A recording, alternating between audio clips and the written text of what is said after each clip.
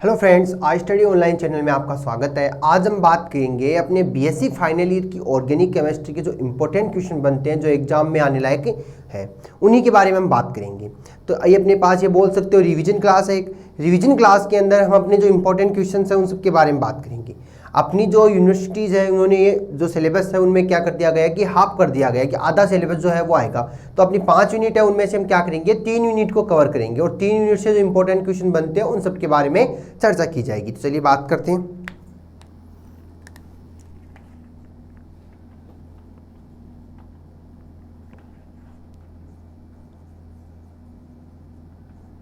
Organic क्या कहते हैं इसको, paper number second. Paper number क्या है, सेकंड है। और इस सेकंड पेपर के बारे में हम चर्चा करेंगे कि सेकंड पेपर ऑर्गेनिक केमिस्ट्री, इसके अंदर कौन कौन सी यूनिट्स हैं। तो सबसे पहले तो हम बात कर लेंगे उन चैप्टर्स के बारे में जिनके क्वेश्चन हम देखने वाले हैं। तो पहला अपने पास चैप्टर है कार्बोहाइड्रेट। कार्बोहाइड्रेट की या ये कहीं साधारण भाषा में बात करें तो इसमें अपने पास कार्बोहाइड्रेट का क्लासिफिकेशन आ सकता है। तो शुगर अपने पास शर्करा है, शर्करा उसके बारे में पूछ सकता है। ग्लूकोज फ्रक्टोज की क्या होते हैं, उनकी संरचना किस प्रकार की होती है उसके बारे में पूछ सकता है।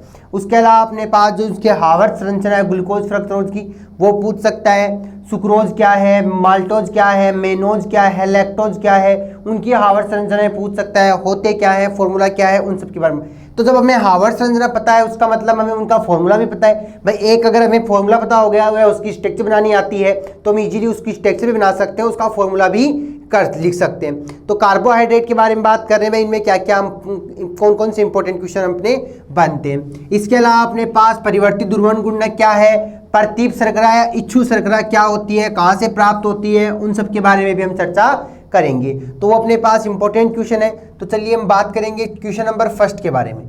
कह रहा है कार्बोहाइड्रेट क्या होते हैं और इनका वर्गीकरण किस प्रकार से होता है। तो पहला हम लिख लेते हैं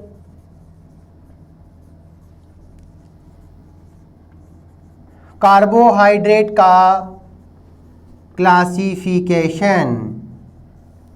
कार्बोहाइड्रेट का क्लासिफिकेशन।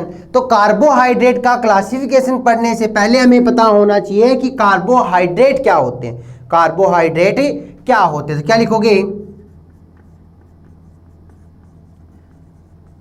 पॉलीहाइड्रोक्सी। अब पॉलीहाइड्रोक्सी का मतलब है कि अपने पास कोई श्रृंखला दे रखी हो जिसमें क्या जुड़े हैं, हाइड्रोक्सी समूह यानी OH समूह जुड़े हैं, और वो भी कितने हैं, पॉली यानी बहुत सारे हैं। वो कितने हैं, पॉली है, बहुत सारे होते हैं। तो पॉलीहाइड्रोक्सी एल्डिहाइड व कीटोन को क्या कर रहा है, पॉलीहाइड्रोक्सी एल्डिहाइड व कीटोन, पॉलीहाइड्रोक्सी एल्डिहाइड व कीटोन को कार्बोहाइड्रेट कहते हैं। क्या कह रहा है, पॉलीहाइड्रोक्सी एल्डिहाइड व कीटोन को कार्बोहाइड्रेट कहते हैं। या ये कहीं नेक्स्ट हम बात कर लें, वे पदार्थ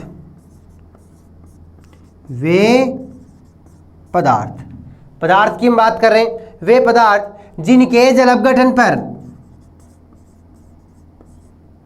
जिनके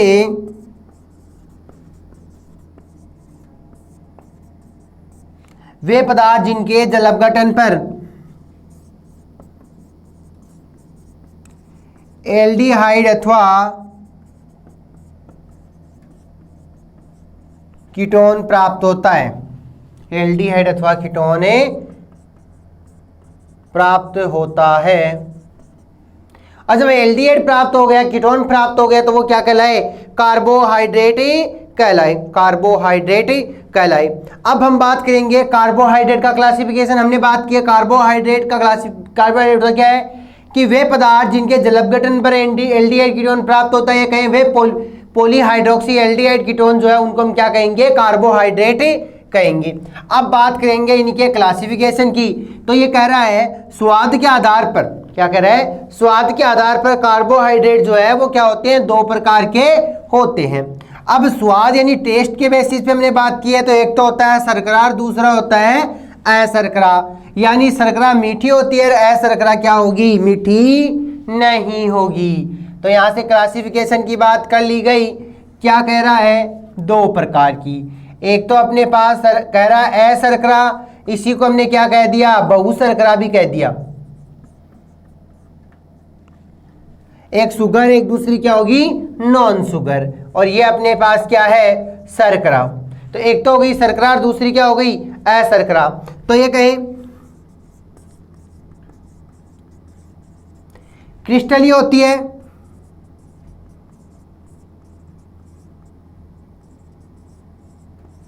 स्वाद में मीठी होती है। क्या कह रहा है, क्रिस्टलीय होती है, स्वाद में मीठी होती है। दूसरा में ये कह दे, क्या कहोगे, जल में घुलनशील है, जल में घुलनशील है। जैसे ही शर्करा को पानी में डालोगे क्या हो जाएगी, डिजोल्व हो जाएगी। और यहाँ पे मैं कह दे स्वाद में मीठी है, क्रिस्टलीय है, जल में घुलनशील है। तो इनके लिए अपने पास एग्जाम्पल्स की बात करें तो कौन हो सकता है, जैसे मान लो चीनी है, अपने पास चीनी है, वो इसी का एग्जाम्पल है।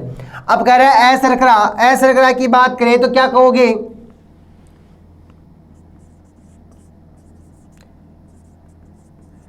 अक्रिस्टलीय।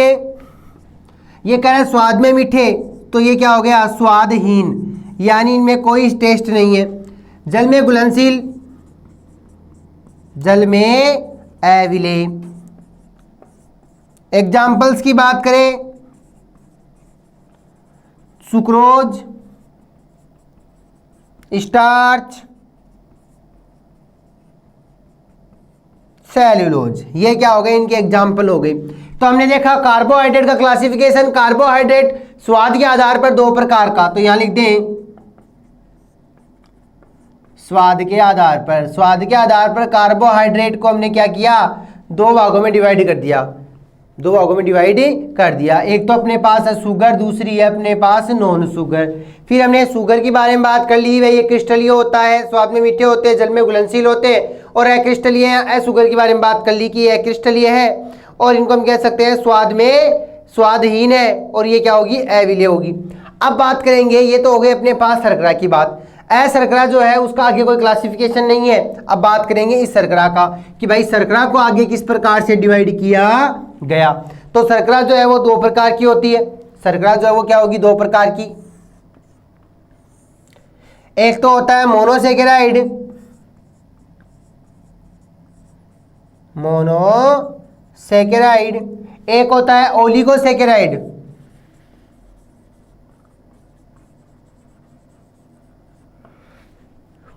क्या हो गया, मोनोसेकेराइड और ओलिगोसेकेराइड। अब मैं कह दूं ओलिगोसेकेराइड जो है वो क्या होते हैं, दो प्रकार के होते हैं। ओलिगोसेकेराइड जो है वो दो प्रकार के होते हैं। कौन कौन सा, उनके बारे में बात कर लें। तो जैसे शर्करा को हमने दो भागों में डिवाइड कर लिया, मोनोसेकेराइड और ओलिगोसेकेराइड। अब हमने कह दिया ओलिगोसेकेराइड जो है वो दो प्रकार के होते हैं। ओलिगोसेकेराइड जो है वो भी क्या होते हैं, दो प्रकार के होते हैं। तो वो कौन कौन से, तो ओलिगोसेकेराइड बोल सकते हो, या ये कहें मोनोसेकेराइड जो है, तो इसको हम ये कहते हैं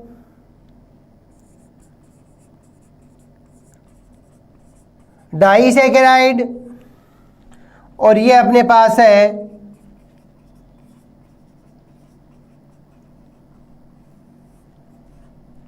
डाइसेकेराइड और ट्राइसेकेराइड। अब जो मोनोसेकेराइड है इसकी बात करें तो मोनोसेकेराइड अपने पास कितने प्रकार के हो गए, चार प्रकार के। क्या कहोगे, इसके लिए हम ये कह सकते हैं triose, triose, tetrose, pentose, hexose. और यहां से मैं कहूं हेक्सोज जो है वो भी क्या होता है, दो प्रकार का होता है। कौन सा, एल्डो हेक्सोज,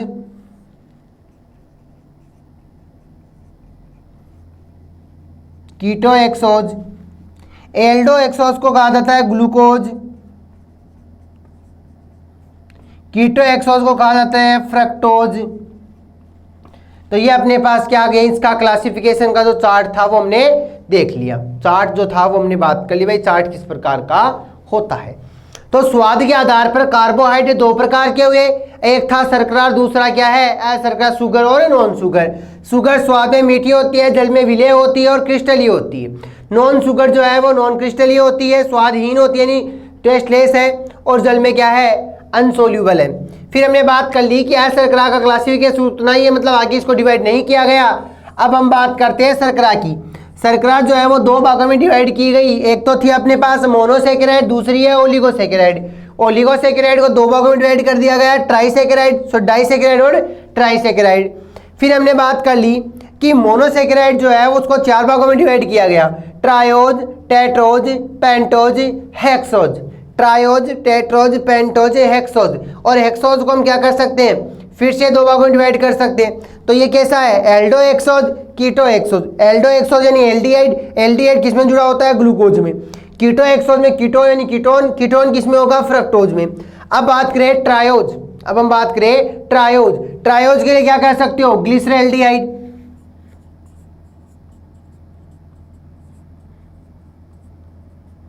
इसका एग्जाम्पल क्या है ग्लिसरैल्डिहाइड, क्योंकि ग्लिसरैल्डिहाइड में तीन कार्बन के साथ तीन OH समूह जुड़े हुए होते हैं। नेक्स्ट हम ये कहें भाई ट्रायोज के अंदर अपने पास तीन हो गए ट्रायोज, फिर है टेट्रोज, तो इसके साथ क्या आएगा थ्रियोज, इसके साथ क्या जाएगा थ्रियोज। और यहां हम पेंटोज की बात करें तो इसको क्या कहेंगे राइबोज। तो ये अपने पास क्या है इसका क्लासिफिकेशन है। तो हमने बात कर ली कार्बोहाइड्रेट का क्लासिफिकेशन स्वाद के आधार पर, और इनको हमने एक चार्ट के अकॉर्डिंग शो कर दिया। अब बात करेंगे यहाँ पे कि मोनोसेकेराइड क्या है, ओलिगोसेकेराइड क्या है। मोनोसेकेराइड क्या है, ओलिगोसेकेराइड क्या है। तो सबसे पहले स्टार्टिंग से हम चर्चा करेंगे शर्करा से।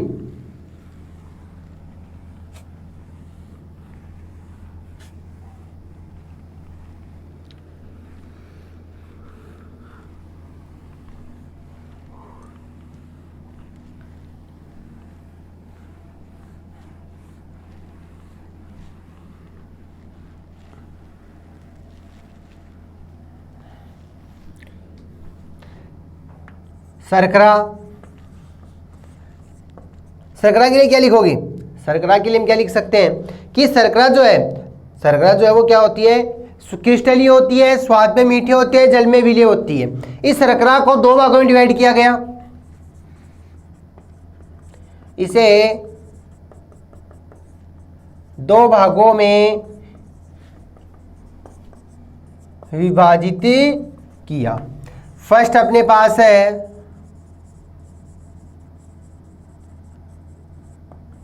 मोनोसेकेराइड। फर्स्ट क्या है मोनोसेकेराइड। तो इसमें मैं कह सकते हैं कि यह सरल शर्करा होती है, यह सरल शर्करा होती है,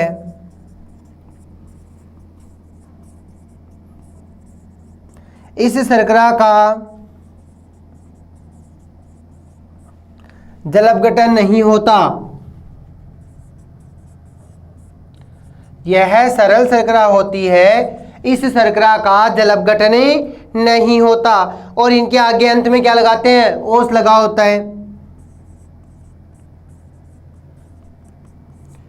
इन कार्बोहाइड्रेट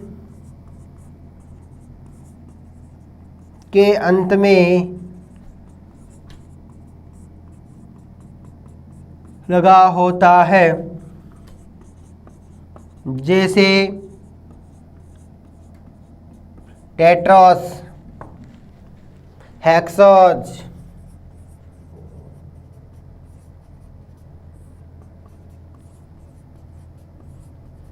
पेंटोस, ETC। क्या लगा दिया ओस लगा होता है। अब हमें कहें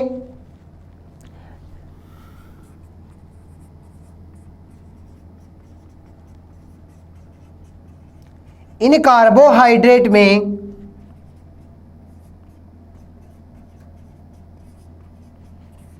एल्डोल व कीटो समूह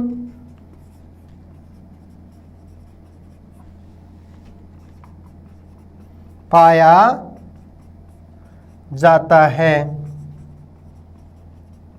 जिससे एल्डिहाइड व कीटोन इन कार्बोहाइड्रेट में एल्डोल व कीटोन समूह पाया जाता है, जिससे एल्डिहाइड व कीटोन जुड़े होने के कारण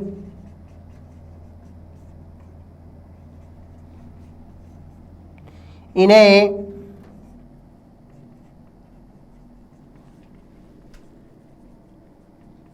एल्डोहेक्सोज ग्लूकोज व कीटोहेक्सोज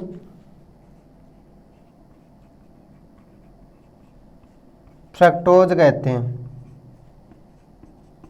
फ्रक्टोज कहते हैं। तो कह दिया इन कार्बोहाइड्रेट में एल्डोल व कीटो समूह पाया जाता है, जिससे एल्डिहाइड व कीटोन जुड़े होने के कारण इन्हें एल्डोहेक्सोज को तो कहोगे ग्लूकोज, कीटोहेक्सोज को हम कहेंगे फ्रक्टोज। कीटोहेक्सोज को हमने क्या कर दिया, फ्रक्टोज कह दिया। अगर 5 कार्बन में जुड़े हैं तो कीटोपेंटोज और एल्डोपेंटोज। अब बात करेंगे सेकंड इसका टाइप है मोनोसेकेराइड के बाद में ओलिगोसेकेराइड की, कि भाई ओलिगोसेकेराइड क्या होता है।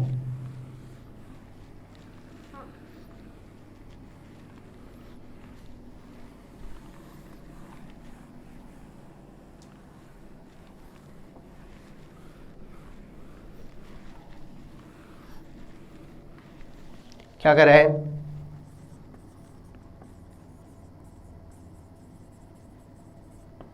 ओलिगोसेकेराइड। ओलिगो क्या कहें, तो ये कहें ओलिगोसेकेराइड के जलप गठन पर क्या कहोगे, मोनोसेकेराइड का मैंने कहा था कि ये सरल कार्बोहाइड्रेट है, इनका जलप गठन नहीं होता। इन कार्बोहाइड्रेट के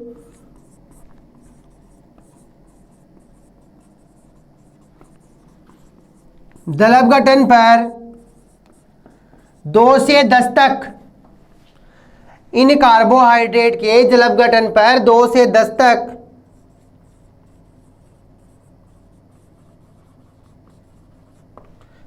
10 तक मोनोसेकेराइड यूनिट प्राप्त होती है। क्या कह रहा है, 2 से लेकर 10 तक मोनोसेकेराइड यूनिट प्राप्त होते हैं। अब हम ये कहें इन इकाइयों के आधार पर हम क्या कहते हैं, अब अगर अपने पास भाई इन कार्बोहाइड्रेट के जलप गठन पर 2 से 10 तक मोनोसेकेराइड यूनिट प्राप्त होती है, यदि 2 सेकेराइड जुड़े हो तो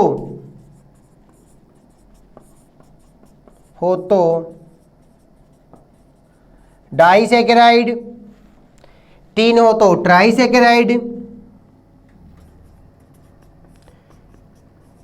3 हो तो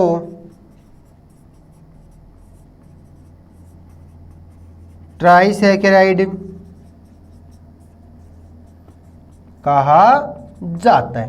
इन कार्बोहाइड्रेट के जलप गठन पर 2 से 10 तक मोनोसेकेराइड यूनिट प्राप्त होती है।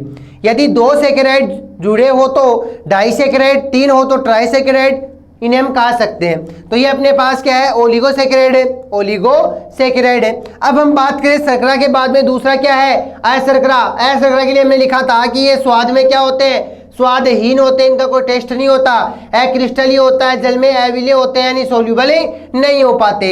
एग्जाम्पल की हमने बात की थी कि भाई इसमें क्या आ जाएगा, भाई एग्जाम्पल हम देखा इसमें स्टार्च थे, सेल्यूलोज थे, उनके बारे में हमने चर्चा कर ली। तो यहाँ तक हमने कार्बोहाइड्रेट के बारे में चर्चा की। कार्बोहाइड्रेट का जो क्लासिफिकेशन था वो किस प्रकार का होता है उसके बारे में भी हमने चर्चा कर ली। अब क्लासिफिकेशन की बात करें तो यहाँ अपने पास क्या है, 2 ही प्रकार के समूह हैं। अब बात करेंगे एनोमर और एपीमर क्या होता है। नेक्स्ट हम बात करेंगे कि एनोमर व एपीमर क्या होता है।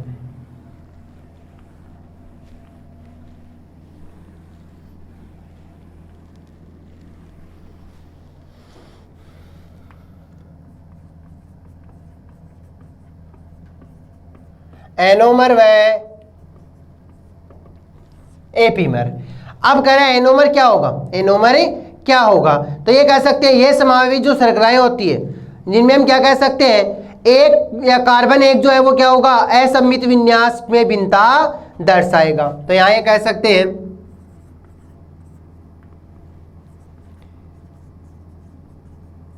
इस प्रकार की जो शर्करा है, इस प्रकार की शर्करा में कि शर्करा में केवल कार्बन 1 के विन्यास में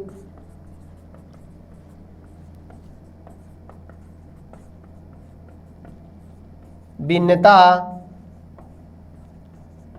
दर्शाते हैं। इस प्रकार की शर्करा में केवल कार्बन 1 के विन्यास में क्या आएगी, भिन्नता दर्शाएंगे। अब जब ये कार्बन 1 में भिन्नता दर्शा रहा है तो क्या कहलाएगा, इन्हें एनोमर कहा जाता है, मर कहा जाता है। इन्हें हम क्या कहेंगे, एनोमर कहेंगे। इन्हें हम क्या कहेंगे, एनोमर कहते हैं। अब ये कह दें और इस कार्बन को, मतलब कार्बन नंबर 1 को, ये तो क्या गया एनोमर, और इस जिस कार्बन के अंदर भिन्नता दर्शा रहे हैं वो क्या कहलाएगा, एनोमरी कार्बन। इन्हें एनोमर कहा जाता था। अब यहां पे जो कार्बन है वो कैसा होगा, असममित विन्यास वाला। क्या कर रहा है, असममित विन्यास में भिन्नता दर्शाता है। क्या करेगा, असममित विन्यास में या असममित कार्बन के विन्यास में क्या करेगा, भिन्नता दर्शाएगा। तो एनोमर इस तथा इस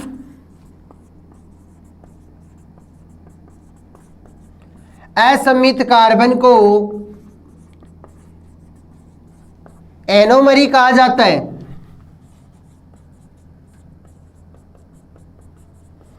इस असममित कार्बन को एनोमरी कहा जाता है। अब हम ये कहें, उदाहरण के लिए लिखें alpha D glucose, alpha D glucose beta D glucose के क्या करें, alpha D glucose beta D glucose, alpha D glucose और बीटा डी ग्लूकोज जो है वो एक दूसरे के क्या होंगे, एनोमर होंगे। अल्फा डी ग्लूकोज व बीटा डी ग्लूकोज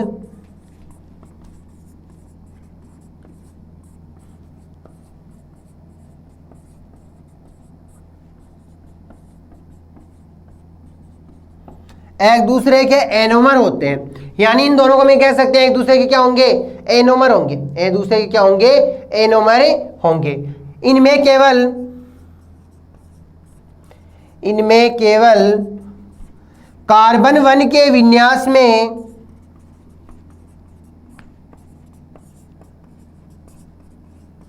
भिन्नता होती है। अब हम जानते हैं ग्लूकोज की स्ट्रक्चर किस प्रकार की, मैं कहूं कार्बन CHOH का क्या है, होल 4, फिर कह रहा है CH2OH, तो 4 कार्बन तो ये रहे, एक 5 नंबर, एक ये 6 नंबर, एक OH इधर है, एक H इधर है। तो यहां से मैं कह दूं कि अपने पास क्या प्राप्त हुआ, अपने पास क्या प्राप्त हुआ। तो यहां से मैं कहूं भाई अपने पास इस स्ट्रक्चर के अंदर एक बॉन्ड इधर से शो करना होगा। तो अगर मैं कह दूं यहां O जुड़ा है और जो कि इधर वाले कार्बन से शो करना है, यहाँ पे अपने पास 4 नंबर 5 नंबर कार्बन आते हैं, वहाँ पे शो करना है। तो एक तो OH क्या आ गया राइट हैंड साइड में, एक OH क्या आ जाएगा लेफ्ट हैंड साइड में। तो जब ये इधर जुड़ा है तब तो इसको क्या कहोगे, अल्फा ग्लूकोज या अल्फा डी ग्लूकोज। जैसे ही OH इधर आया इसको क्या कहोगे, बीटा डी ग्लूकोज या बीटा ग्लूकोज। तो ये अल्फा कार्बन और बीटा, मतलब अल्फा ग्लूकोज बीटा ग्लूकोज एक दूसरे के क्या होंगे, एनोमर होंगे, एनोमर होंगे। अब हम बात करेंगे भाई, ये तो हमने देख लिया भी एनोमर है, एक दूसरे के क्या है, एनोमर है। अब अपने पास क्या है भाई, एनोमर जो है वो एनोमरी कार्बन हमने देख लिया, एनोमरी कार्बन किस प्रकार का होता है, एनोमरी कार्बन जो है वो किस प्रकार का होता है। तो यहां से मैं कह सकते हैं, यहां से हम बात करें तो जो एनोमर हमें प्राप्त हुआ है, एनोमर हमें प्राप्त हुआ कि भाई एनोमर क्या है। तो यहां से हमने देखा कि कार्बन नंबर 1 के विन्यास में क्या आएगी, भिन्नता आएगी। हमने देखा कि OH एक साइड में एक बार इधर है, एक बार इधर है, मतलब नीचे की स्ट्रक्चर अपने पास सेम है, केवल इस OH और H में क्या आया, डिफरेंस आया। अगर अल्फा अपने पास ग्लूकोज है तो OH यहाँ जुड़ा है, और अगर बीटा अपने पास ग्लूकोज है तो OH यहाँ जुड़ा है। तो हमने क्या देखा कि केवल और केवल OH में ही क्या है, डिफरेंस है। इसे हम क्या कहते हैं, एनोमर कहते हैं। और जिस कार्बन में डिफरेंस दिखाई देता है वो कार्बन क्या कहलाएगा, वो कार्बन क्या कहलाएगा, एनोमरी कार्बन कहलाएगा। अब बात करेंगे प्रतीप शर्करा के बारे में।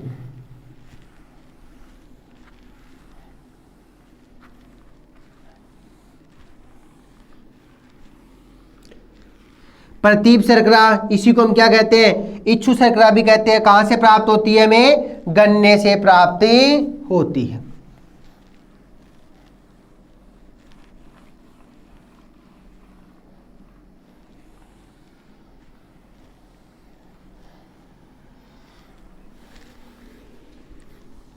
क्या कर रहा है,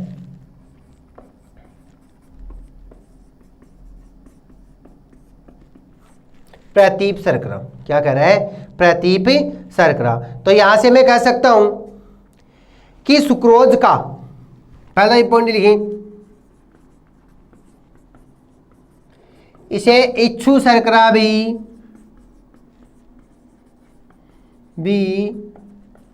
कहा जाता है। दूसरा पॉइंट, इसे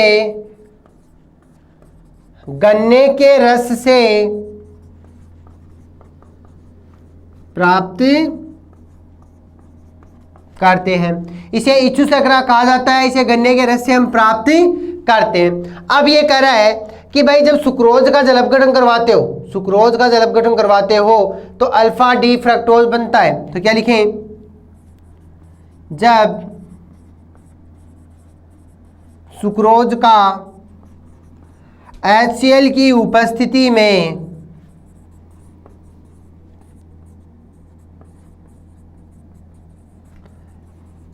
जल अपघटन होता है, तो क्या कह रहा है, जब सुक्रोज का HCl की उपस्थिति में जल अपघटन होता है तो अल्फा डी फ्रक्टोज ग्लूको अपघटन होता है तो अल्फा डी फ्रक्टोज बनता है, अल्फा डी फ्रक्टोज बनता है।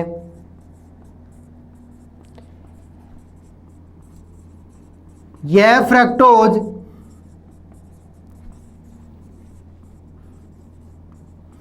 दक्षिणी ध्रुवण गुणक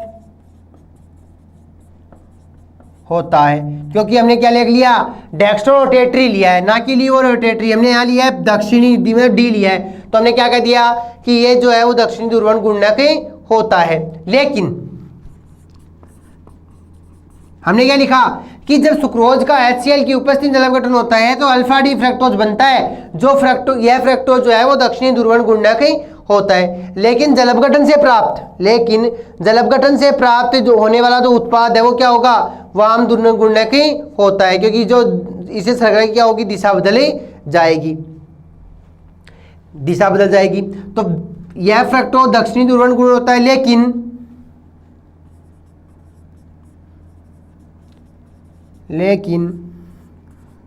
जल अपघटन से प्राप्त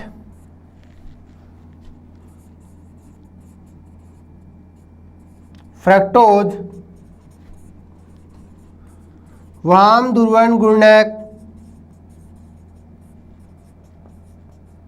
होता है, क्योंकि हाइड्रोलाइसिस से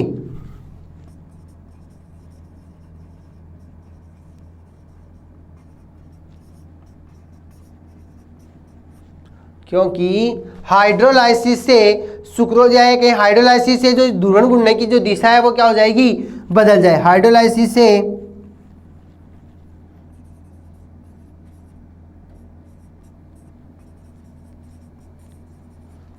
ध्रुवण गुणक की दिशा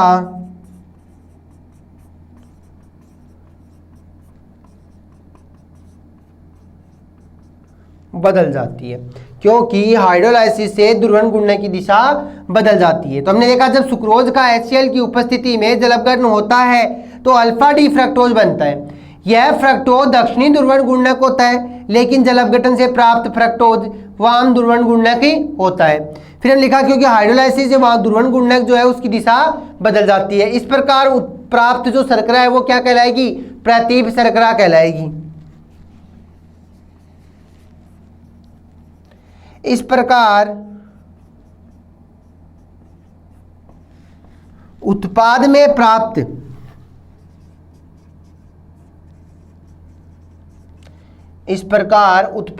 प्राप्त शर्करा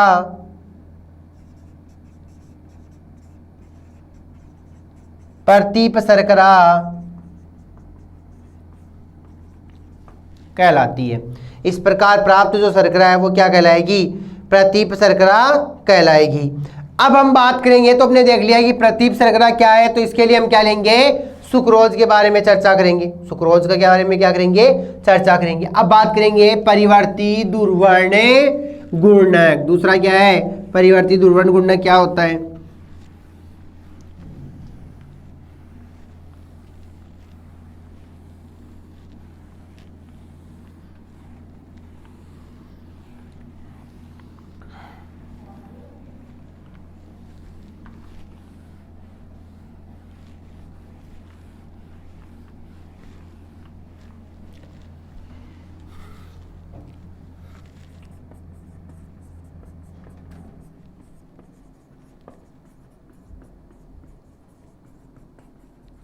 परिवर्ती दुर्वर्ण गुणक। तो मैं कहूं समय के साथ जब शर्करा के अंदर क्या होगा? परिवर्तन आता है। समय के साथ जब परिवर्तन आता है तो वो क्या कहलाएगा? परिवर्ती गुणन कहलाएगा। तो मैं कहें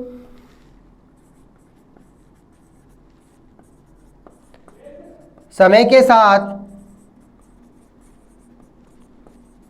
शर्करा में परिवर्तन, समय के साथ शर्करा में परिवर्तन परिवर्ती गुणन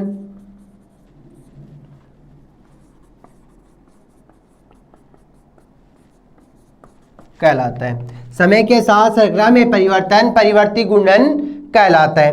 अब हम ये कहें कि भाई टाइम के अकॉर्डिंग इन शर्करा में क्या आएगा?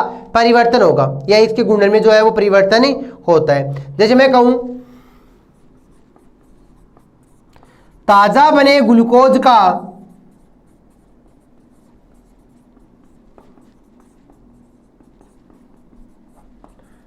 विशिष्ट घूर्णन, तो समय के साथ शर्करा में परिवर्तन, शर्करा के विशिष्ट घूर्णन में परिवर्तन देख लेते हैं। परिवर्तन परिवर्ती गुणन कहलाता है। अब हमने एग्जांपल किसका लिया? ग्लूकोज का। ग्लूकोज क्या कर रहा है? ताजा बना विलयन हमने लिया। ताजा बने ग्लूकोज का विशिष्ट घूर्णन 111 डिग्री होता है। कब? जब हमने इसको क्या लिया है? ताजा प्राप्त किया है। ताजा हमने प्राप्त किया तब तो ये क्या है? 111। लेकिन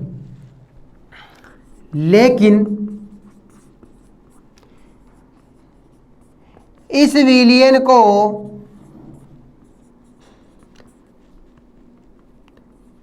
रख देने पर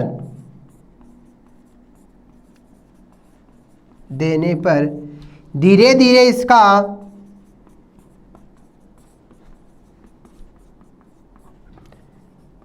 विशिष्ट दुर्वर्ण गुणक, या ये कहें विशिष्ट गुणक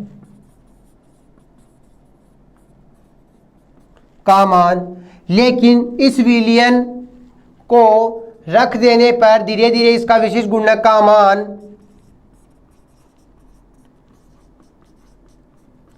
घट जाता, मतलब जो वैल्यू आएगी वो क्या हो जाएगी? कम हो जाएगी। और कहाँ पहुंच जाएगी? निम्नतम में हो जाएगी। कहाँ पहुंच जाएगी? निम्नतम में हो जाएगी। घट जाता है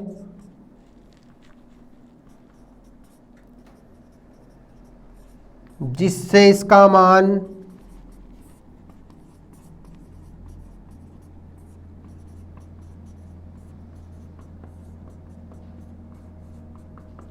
निम्नतम प्राप्त होता है। लेकिन इस विलयन को रख देने पर धीरे धीरे इसका विशिष्ट गुणक का मान जो है वो क्या होगा? घट जाएगा। जैसे वैल्यू कम होगी, इसका जो वैल्यू है वो हमें कहाँ प्राप्त होगी? निम्न प्राप्त होगी। वैल्यू जो है वो कहाँ प्राप्त होगी? निम्न प्राप्ति होगी। तो मैं कह रहा हूं पहले अपने पास क्या था? अल्फा डी ग्लूकोज था। अब इस अल्फा डी ग्लूकोज के अंदर जब परिवर्तन आया, अल्फा डी ग्लूकोज के अंदर परिवर्तन आया, यानी विशिष्ट गुणक का मान जो है वो चेंज आया, तो अल्फा से क्या बन गया? बीटा डी ग्लूकोज बन गया। क्या कर रहा है? अल्फा से क्या बना? बीटा डी ग्लूकोज बन गया। अब मैं कहूं अल्फा डी ग्लूकोज के लिए, अल्फा डी ग्लूकोज के लिए इसकी वैल्यू कितनी थी? 111 थी। अल्फा डी ग्लूकोज के लिए इसकी वैल्यू कितनी थी? 111 थी। और अल्फा डी के लिए होती कितनी है? होती कितनी है? तो हम ये कह सकते हैं 52.5 होती है। अल्फा डी ग्लूकोज के लिए हमने वैल्यू रखी है कि भाई इसका विशिष्ट गुणन कितना है? 111 होता है। तो हमने ले लिया 111। फिर हम ये कहें परिवर्तन के बाद घटता हुआ कहाँ पहुंचा, 52 पर। परिवर्तन के बाद कहाँ पहुंचा, 52 पर। और फिर हम ये कह सकते हैं कि जब इसमें बीटा में कन्वर्ट हो जाएगा, बीटा में कन्वर्ट हो जाएगा तो 19 पॉइंट की में इसमें क्या आएगी, परिवर्तन आएगा। 19 पॉइंट में क्या आएगा, परिवर्तन आएगा। भाई इसमें जो चेंजेज है वो कितना आएगा, 19 का चेंजेज आ जाएगा। तो यहाँ हमने देख लिया प्रतीप शर्करा क्या होती है, परिवर्तित ध्रुवण गुणनक क्या होता है। अब बात करेंगे कुछ अपने पास स्ट्रक्चर है जिनकी हम यह कहीं कुछ फॉर्मूले उनका हम क्या बनाएंगे, हार्वर्थ संरचना बनाएंगे। एग्जाम में बहुत बार पूछी जाती है कि हार्वर्थ संरचना क्या होती है।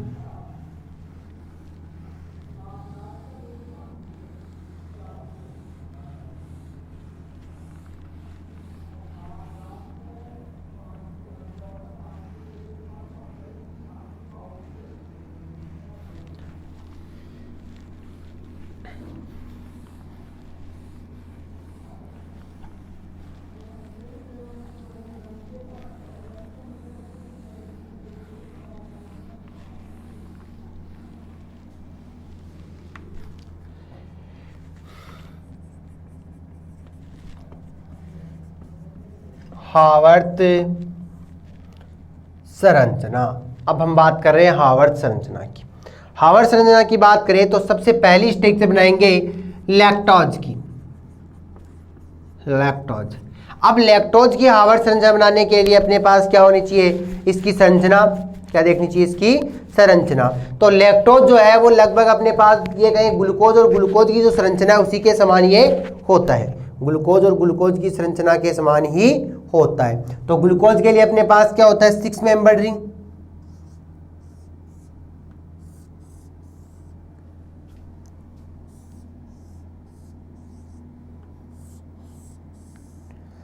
अब ये कह दें कि भाई एक तो अपने पास क्या हो गया ऑक्सीजन, उधर वाले में भी क्या है एक ऑक्सीजन, बाकी अपने पास क्या है 5 कार्बन है, बाकी अपने पास क्या है 5 ही कार्बन है। तो मैं कहूं यहां हाइड्रोजन है, यहाँ क्या होगा CH2OH और यहाँ क्या आ गया H। फिर मैं कहूँ यहाँ क्या आएगा HOH, क्या कह रहा है सॉरी OHH HOH OHH। तो 1 number 2 number 3 number 4 number 5 number और 6 नंबर, ये अपने पास क्या हो गए 6 नंबर के 6 कार्बन अपने पास प्राप्त हो गए। इधर वाले की बात करें तो यहां भी क्या है H है, ये इधर से क्या जुड़ा है ऑक्सीजन से जुड़े हुए हैं। तो इनके कंडीशन की बात करें, इसको मैंने माना 1 नंबर, तो ये यहाँ पे क्या है 2 नंबर 3 नंबर 4 नंबर कहें, ये क्या आ गया अपने पास भाई यहाँ से इसकी हमने बात कर ली कि 1 number 2 number 3 number 4 number, 1 number 2 number 3 number 4 number और 5 नंबर। तो ये क्या कह रहा है कि भाई यहां से इस ऑक्सीजन को हटाकर हम क्या कर लें, यहां ऑक्सीजन और यहां अपने पास क्या जाएगा कार्बन ऐड कर दें। तो ये कह रहा है कि HOH OHH, इसकी बात करें CH2OH और ये क्या कह रहा है OHH। मतलब इस स्ट्रक्चर के जस्ट अपोजिट हमने क्या किया है, इसको बना दिया। ये भी कैसा है अपचायकर, ये भी कैसा है अपचायक, मतलब दोनों भाग कैसे हैं इसके अपचायक भाग है, दोनों ही कैसे हैं अपचायक भाग है, दोनों कैसे अपचायक भाग है। अब हमने क्या देखा कि ग्लूकोज जो है सॉरी लैक्टोज जो है उसके बारे में हमने बात कर लिया, लैक्टोज की स्ट्रक्चर किस प्रकार से बने सकती है, लैक्टोज की स्ट्रक्चर जो है वो किस प्रकार से बन सकती है उनके बारे में हमने चर्चा कर ली। अब अपने पास क्वेश्चन ये आता है कि भाई 5 कार्बन है उसको 4 मतलब 6 कार्बन में कैसे कन्वर्ट कर सकते हो, 6 कार्बन है उनको 5 कार्बन में हम किस प्रकार से कन्वर्ट करें सकते हैं, 5 कार्बन में किस प्रकार कन्वर्ट करें सकते हैं। तो यहां हम बात करेंगे पहले कि जो अपने पास एल्डोपेंटोज है उसको एल्डोहेक्सोज में परिवर्तन किस प्रकार से करेंगे, एल्डोपेंटोज को एल्डोहेक्सोज में, मतलब 5 कार्बन की संरचना है उसको 6 कार्बन की संरचना में किस प्रकार से कन्वर्ट करते हैं। तो यहां ये कह रहा है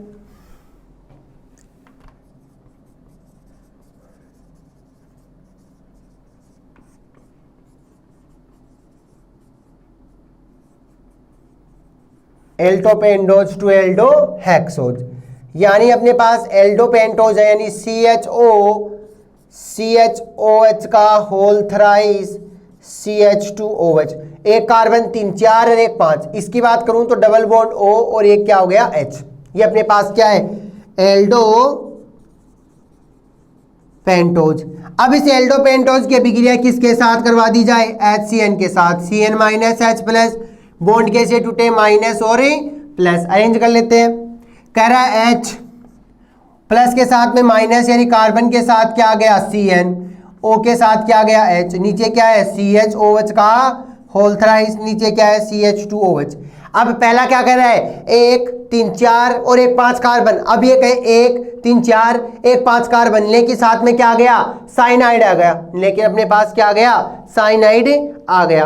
अब हम जानते हैं कि साइनाइड का हम क्या करवा दें, 2 बार जल अपघटन करवा दें। साइनाइड का क्या करवा दें, 2 बार जल अपघटन करवा दें, तो यहां से एक NH3 तो बाहर निकल जाएगी और ये जो C है वो किस में बन जाएगा, एसिड में। तो क्या बना, COOH CH COH H CHOH का होल थ्राइस CH2OH। कितने बन गए, 1 3 4 एक 5 और एक ये 6। तो यहां पे अपने पास क्या आ गया कि 5 कार्बन से 6 कार्बन तो आ गए, लेकिन अपने पास क्या है, एसिड। अब क्या करवाओ, इस 6 कार्बन युक्त संरचना को हमने गर्म किया, या मैं कहूं निकिल की उपस्थिति में इसका हाइड्रोलाइसिस करवा दिया। तो 2 हाइड्रोजन क्या करेंगे, यहां से एक ऑक्सीजन ले जाएंगे और अपने पास क्या बन जाएगा, CHOOH CHOH का होल थ्राइस CH2OH। कितने हो गए, 1 3 और 1 4 5 और 6। ये क्या बन गया, अपने पास ग्लूकोज बन गया। और हमारा काम था ग्लूकोज बनाना। तो हमने क्या देखा, एल्डो पेंटोज से एल्डो हेक्सोज का निर्माण किस प्रकार से होता है। एल्डो पेंटोज से एल्डो हेक्सोज का निर्माण किस प्रकार से होता है, उनके बारे में भी हमने चर्चा कर ली। उनके बारे में भी हमने चर्चा कर ली कि भाई एल्डो हेक्सोज और एल्डो पेंटोज जो है वो किस प्रकार से बनते हैं। एल्डो हेक्सोज और एल्डो पेंटोज जो है वो किस प्रकार से बनता है, उन दोनों के बारे में, स्ट्रक्चर के बारे में चर्चा की। तो एल्डो पेंटोज यानी 5 कार्बन थे, किसमें कन्वर्ट करना है, 6 कार्बन में कन्वर्ट करना है। किस प्रकार से किया वो हमने देख लिया, किस प्रकार से हुआ उनके बारे में हमने चर्चा कर ली कि भाई 5 कार्बन जो है वो 6 कार्बन में किस प्रकार कन्वर्ट होते हैं। 5 कार्बन जो है वो 6 प्रकार में किस प्रकार कन्वर्ट होते हैं। और जो ये अभिक्रिया हुई है उसको हम क्या कह सकते हैं, कीलियनी संश्लेषण भी हम कह सकते हैं। इससे हम क्या कहेंगे, कीलियनी संश्लेषण भी कहा जा सकता है। तो मैं कहूं कि एल्डो पेंटोज से एल्डो हेक्सोज बन रहा है, इसी को क्या कहोगे, कीलियनी संश्लेषण।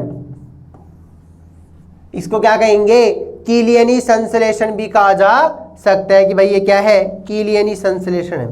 ये क्या है, कीलियनी संश्लेषण है। अब हम बात करेंगे आगे कि भाई हमने देखा कि अपने पास कार्बोहाइड्रेट जो थे उनका क्लासिफिकेशन किस प्रकार का है, कौन कौन सी उसमें टाइप्स है, उनके बारे में हमने चर्चा कर ली। उसके बाद हमने प्रतीप शर्करा क्या होती है, परिवर्तित ध्रुवण गुणनक क्या होता है, उनके बारे में बात कर ली। ग्लूकोज और फ्रक्टोज किस प्रकार के होते हैं, ग्लूकोज में एल्डो समूह पाया जाता है, फ्रक्टोज में कीटो समूह पाया जाता है, उनके बारे में हमने चर्चा कर ली।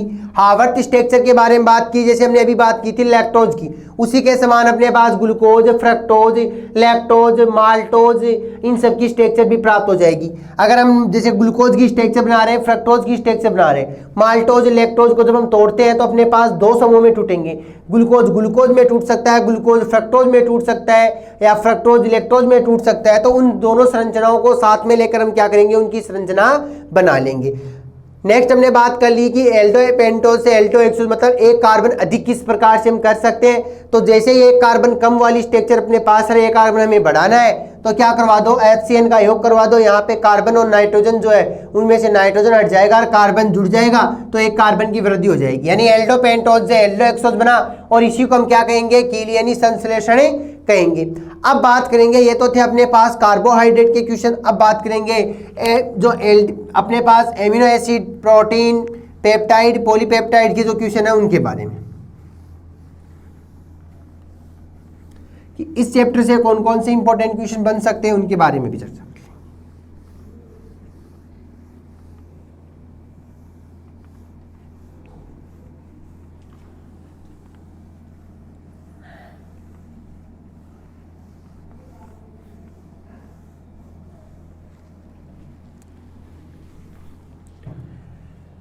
नेक्स्ट क्वेश्चन अपने पास है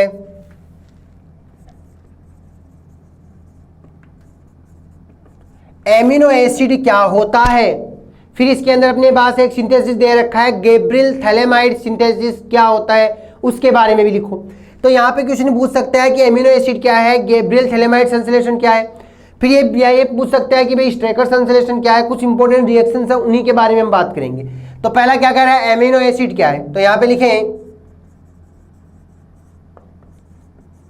एमिनो एसिड।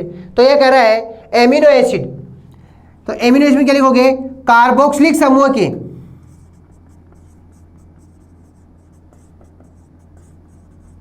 कार्बोक्सिलिक अम्लों के एक हाइड्रोजन का प्रतिस्थापन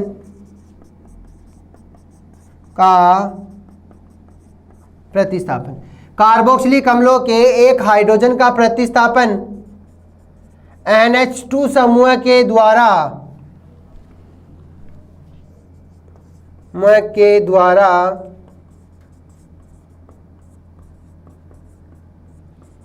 किया जाता है। कार्बोक्सिलिक अम्लों के एक हाइड्रोजन का प्रतिस्थापन NH2 समूह के द्वारा किया जाता है। तो बनने वाली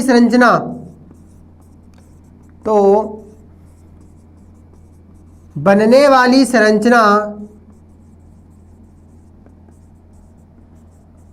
एमिनो एसिड कहलाती है। नेक्स्ट कह सकते हो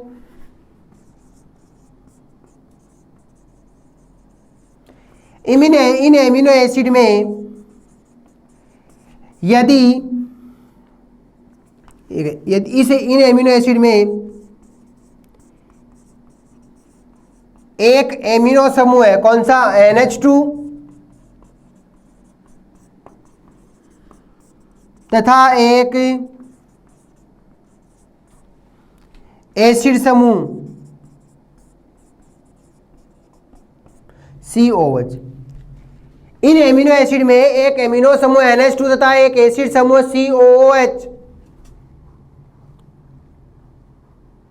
एसिड समूह COOH पाया जाता है। आगे हम बात करें, इनमें एमिनो व एसिड समूह की संख्या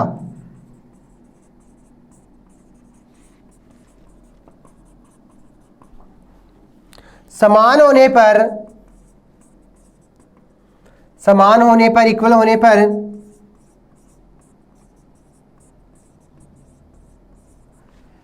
इनमें एमिनो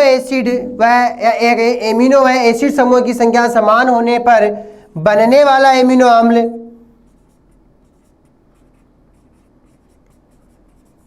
उदासीन होता है। यदि श्रृंखला में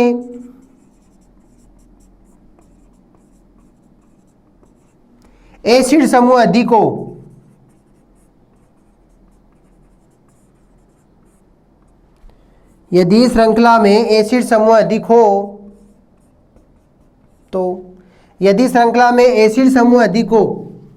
तो अम्लीय एमिनो अम्ल व क्षारीय समूह अधिक हो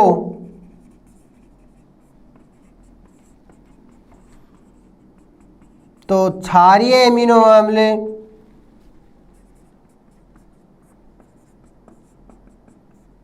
प्राप्त होता है। क्षारीय एमिनो अम्ल जो है वो प्राप्त होता है।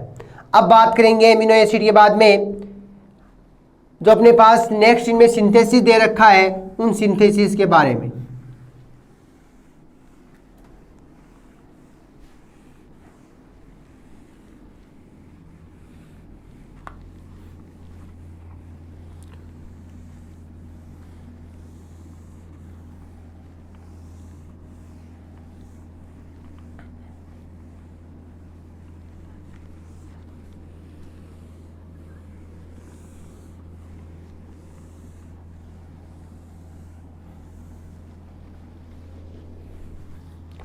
नेक्स्ट अपने पास है गैब्रिल थैलेमाइड संश्लेषण। ये कह रहा है पोटेशियम थैलेमाइड, ये क्या कह रहा है, पोटेशियम थैलेमाइड की जो अभिक्रिया है, मैं लिखूं पोटेशियम थैलेमाइड की अभिक्रिया अल्फा हेलोजेनिक रहत, अल्फा हेलोजेनिक रहत अम्लों के एस्टर के साथ करवाने पर, अल्फा हेलोजेनिक रहत अम्लों के एस्टर के साथ करवाने पर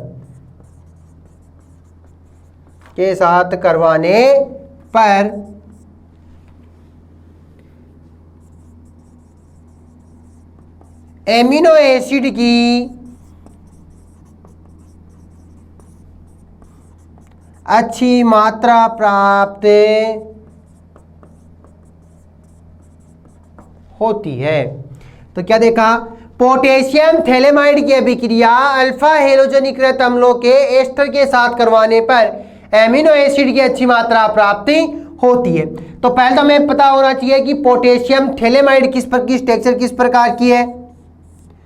तो ये कह रहा है C double bond O N minus K plus, C double bond O, ये अपने पास क्या बन गया, पोटेशियम थैलेमाइड। इसकी अभिक्रिया करवानी है अल्फा हेलोजेनिक रहत, यानी मैंने लिया Br CH2 C double bond O OC2H5। तो एसिड के साथ में क्या बन गया अपने पास, एस्टर लग गया। तो ये क्या कहोगे, अल्फा हेलोजेनिक रहते अम्ल। सबसे पहले यहां से क्या निकल गया, Br माइनस का, तो ये प्लस का, तो मैं कहूं माइनस का, KBr बाहर निकला, बच गया क्या, C double bond ON, C double bond ON। अब इस N माइनस के साथ में क्या जुड़ेगा, CH2 प्लस, तो मैं कहूं यहां पे CH2, CH2 के साथ में क्या है, सी डबल बॉन्ड O, फिर क्या है OC2H5। इसका क्या करवाओ, जल अपघटन करवाओगे तो ये जो एस्टर का मॉलिक्यूल है वो क्या हो जाएगा, टूट जाएगा। H2O क्या बना, C2H5OH, और उधर बन जाएगा अपने पास क्या, CH2 C double bond OH। यहां nitrogen C double bond O C double bond O,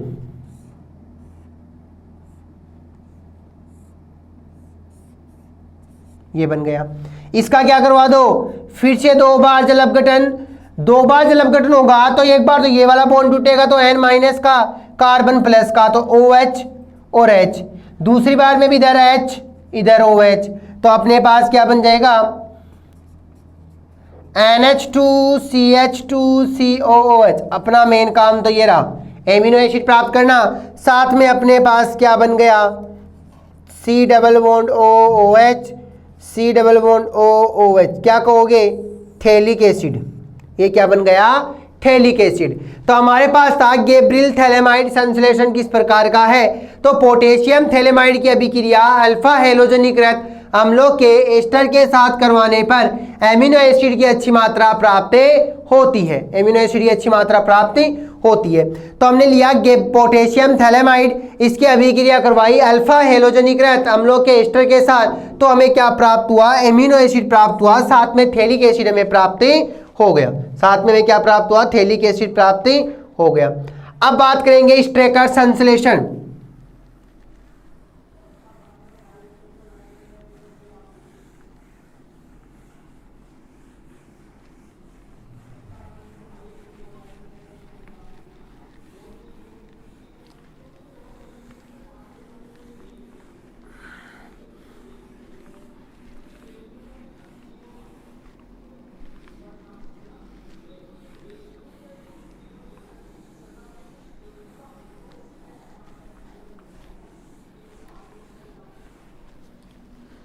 दूसरा क्या कर रहा है, स्ट्रेकर संश्लेषण।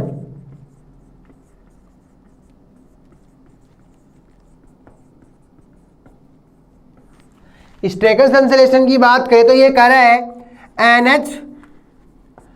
अमोनियम क्लोराइड की अभिक्रिया सोडियम साइनाइड के साथ करवा दी जाए तो यहां से क्या बन जाएगा, NH4Cn plus NaCl, sodium chloride. फिर मैं कहूं NH4Cn की अभिक्रिया करवाई गई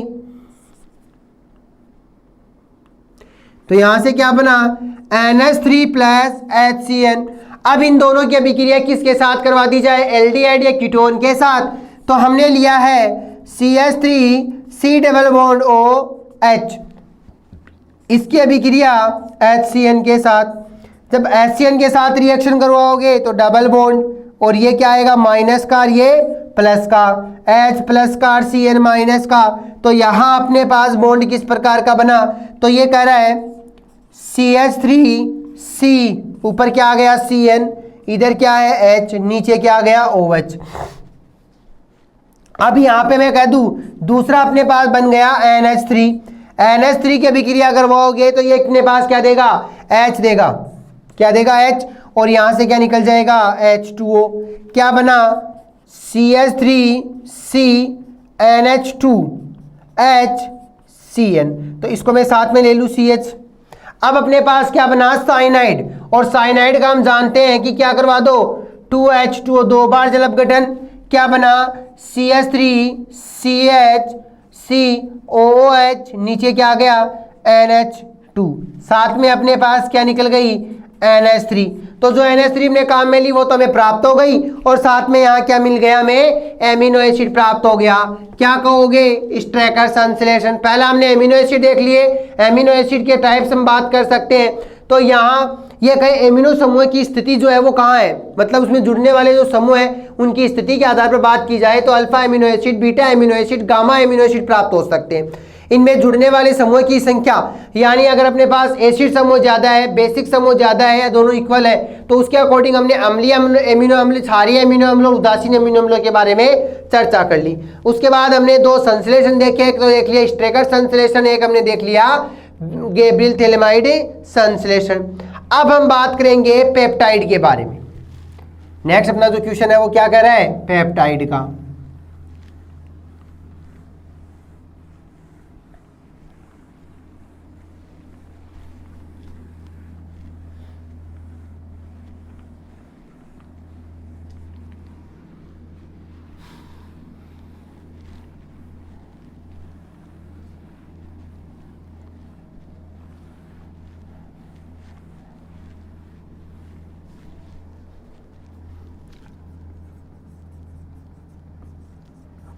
पेप्टाइड पढ़ने से पहले मैं बात करूं कि एमिनो एसिड जो है उनसे क्या बनता है, पेप्टाइड बनता है।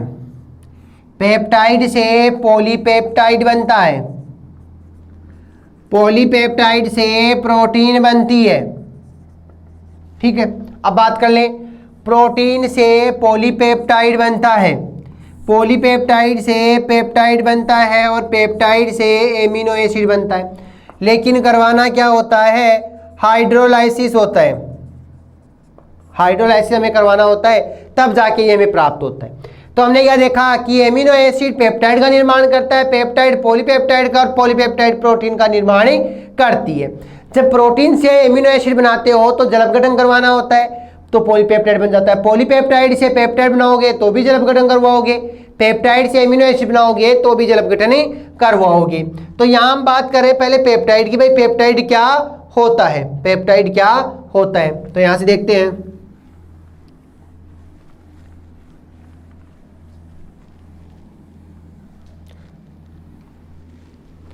यहाँ एक लिखें,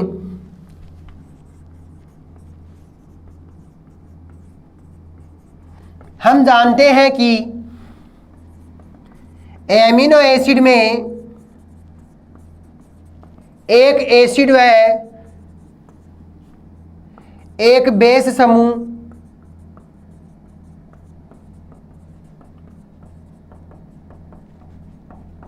पाया जाता है। हम जानते हैं कि एमिनो एसिड में एक एसिड व एक बेस समूह पाया जाता है। अब हम बात करें, एक एमिनो एसिड का एसिड समूह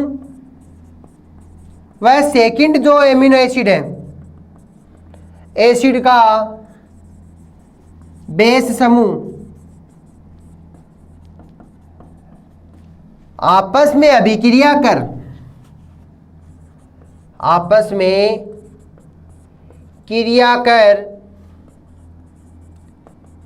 पेप्टाइड बनाते हैं। यह दोनों एमिनो एसिड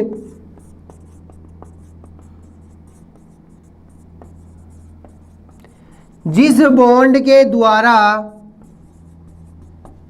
जुड़ा होता है, यह एमिनो एसिड जिस बॉन्ड के द्वारा जुड़ा होता है,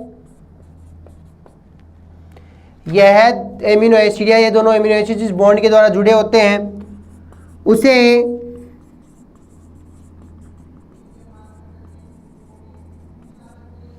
पेप्टाइड बॉन्ड कहा जाता है। पेप्टाइड बॉन्ड कहा जाता है। अब हमने लिया है कि CH2COOH, इधर क्या आ गया NH2। अब मैं कहूं यहां मैंने लिया है C डबल बॉन्ड OOH, तो एक एमिनो एसिड का तो क्या आ गया एसिड समूह। दूसरा कह रहा है, दूसरा अपने पास क्या है एमिनो समूह, ये क्या है एसिड समूह। तो पहले का तो एसिड, दूसरे का एमिनो समूह आपस में क्या करेंगे रिएक्शन करेंगे। तो पहला तो अपने पास निकल क्या जाएगा H2O, बनेगा क्या, तो मैं कहूं NH2 CH2 C double bond O NH,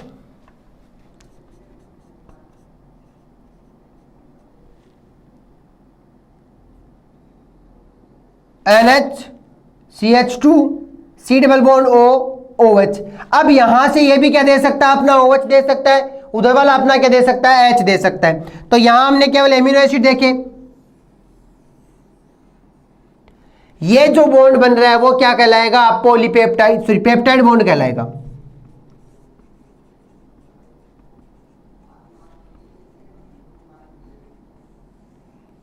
क्या कहलाएगा पेप्टाइड बॉन्ड। अब मैं कहूं ये पेप्टाइड बॉन्ड अगर अपने पास लगातार जुड़ते जा रहे हैं, मतलब एमिनो एसिड, दो एमिनो एसिड आपस में रिएक्शन करें और क्या बना ले पेप्टाइड बना ले, तो उन्हें क्या कहोगे डाइपेप्टाइड।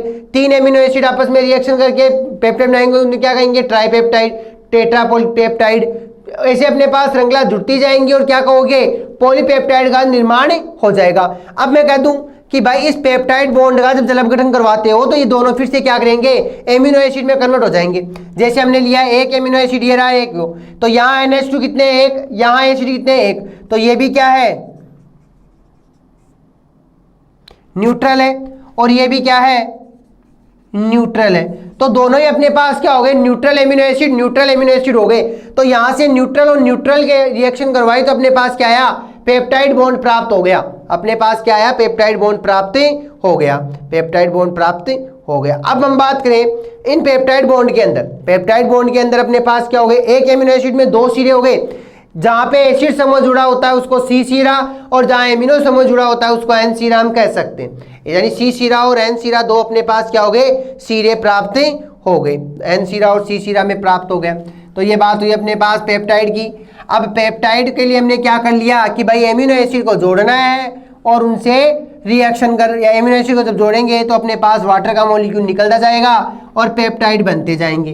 पेप्टाइड की श्रृंखला बड़ी हो जाती है तो उसको हम पॉलीपेप्टाइड कह देते हैं। पॉलीपेप्टाइड की श्रृंखला और अधिक बड़ी हो जाती है तो उसको हम क्या कह देते हैं प्रोटीन कह देते हैं। उसे क्या कहेंगे प्रोटीन कह देंगे।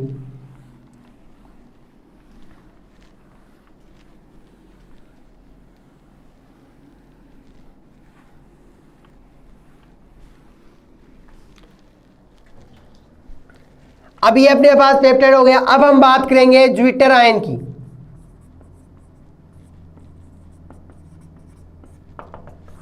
ज्विटर आयन, ज्विटर आयन की बात करें भाई ज्विटर आयन जो है वो क्या होता है, तो सबसे पहले हम बात करें एमिनो एसिड में इंटरनल रिएक्शन के द्वारा, या कहें एमिनो एसिड में इंटरनल रिएक्शन या आंतरिक अभिक्रिया के द्वारा क्या बनता है ज्विटर आयन बनता है। एमिनो एसिड में आंतरिक क्रिया से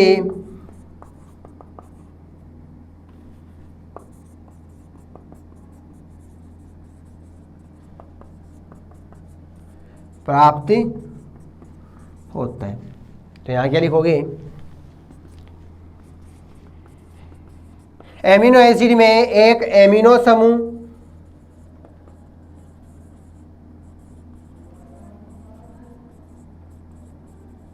एक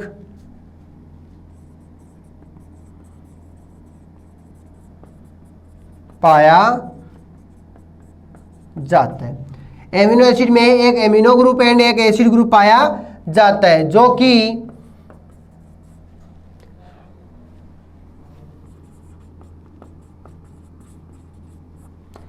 आंतरिक क्रिया द्वारा एक आयन का निर्माण करते हैं, निर्माण करते हैं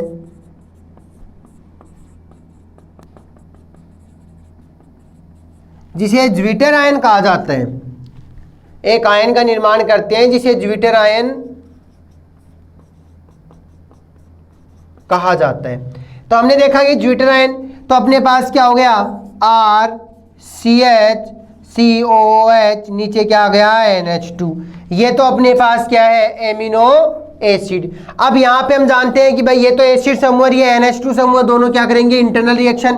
तो क्या बनेगा, are C H C O O minus, नीचे क्या आ गया, NH3 प्लस। तो यहाँ पे इसको हम क्या कहेंगे, ज्विटर आयन कहेंगे, ज्विटर आयन कहेंगे। क्या देखा, एमिनो एसिड में आंतरिक क्रिया से क्या बनेगा, ज्विटर आयन बनेगा, ज्विटर आयन बनता है। इसमें एमिनो जो एसिड समूह और एमिनो समूह है वो क्या करते हैं, रिएक्शन करेंगे और अपने पास इंटरनल जो आंतरिक लवण है उसका निर्माण करेंगे, जिसे हम क्या कहते हैं, ज्विटर आयन कहते हैं। अब हम बात करें कि ज्विटर आयन में दो पोलर पाए जाते हैं, दो पोलर पाए जाते हैं, दो ध्रुव पाए जाते हैं, इसलिए इस ज्विटर आयन को क्या कहेंगे, द्विध्रुव आयन भी कहा जाता है। नेक्स्ट हम क्या लिखेंगे,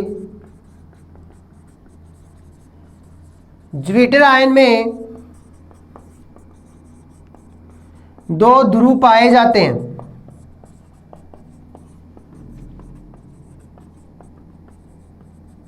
अतः इन्हें द्विध्रुव आयन भी, अतः इन्हें द्विध्रुव आयन भी कहा जाता है, अतः इन्हें द्विध्रुव आयन भी कहा जाता है। भाई ये क्या हो गए, द्विध्रुव आयन हो गए। अब हम बात करेंगे इनके कुछ पॉइंट्स है अपने पास, उन पॉइंट्स के बारे में कि हम ये कहें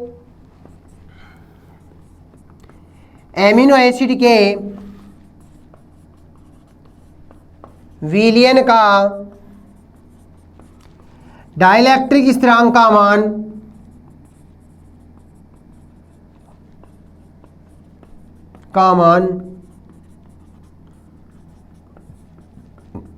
उच्च होता है। डाइलेक्ट्रिक स्थिरांक का मान क्या हो गया, उच्च हो गया, माने उच्च हो गया। नेक्स्ट हम ये कहें एमिनो एसिड की अम्लता व क्षारकता का मान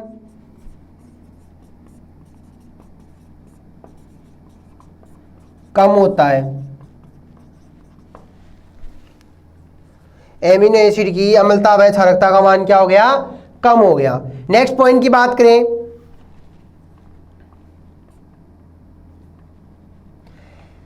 नेक्स्ट में कह सकते हैं स्पेक्ट्रोमिति के आधार पर, यह कहें स्पेक्ट्रोमिति जो गुण है,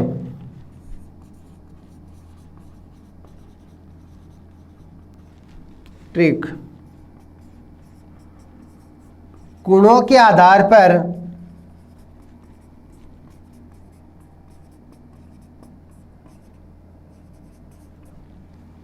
पाया कि एमिनो एसिड में, स्पेक्ट्रोमेट्रिक गुणों के आधार पर पाया कि एमिनो एसिड में COOH समूह यानी एसिड समूह व NH2 समूह मुक्त अवस्था में नहीं पाए जाते, समूह मुक्त अवस्था में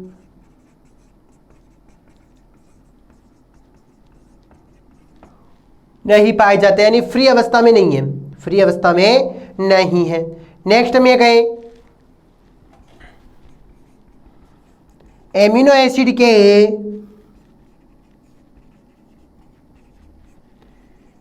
द्विध्रुव आघूर्ण का मान उच्च होता है। एमिनो एसिड के द्विध्रुव आघूर्ण का मान जो है वो क्या होता है, उच्च होता है, उच्च होता है। अब हम ये कहें इन पॉइंट्स के आधार पर जो हमने बिंदु देखे, इन बिंदुओं के आधार पर हम ये मान सकते हैं कि एमिनो एसिड में जो एसिड समूह और एमिनो समूह है वो पाए गए और उनके द्वारा आंतरिक क्रिया से बना जो ज्यूपिटर आयन है उसके बनने की संभावना क्या है, अधिक है। उसके बनने की संभावना क्या है, अधिक है। नेक्स्ट हम ये भी कह सकते हैं कि ज्यूपिटर आयन के अंदर जो एमिनो समूह है वो तो क्या कर रहा है, अम्लता, वो तो अम्लता के गुणों को दर्शाएगा और जो COH समूह है वो क्या करेगा, क्षारकता के गुणों को दर्शाता है। किसके बेसिस पे, इन्हीं पॉइंट्स के बेसिस पे हम ये कह सकते हैं।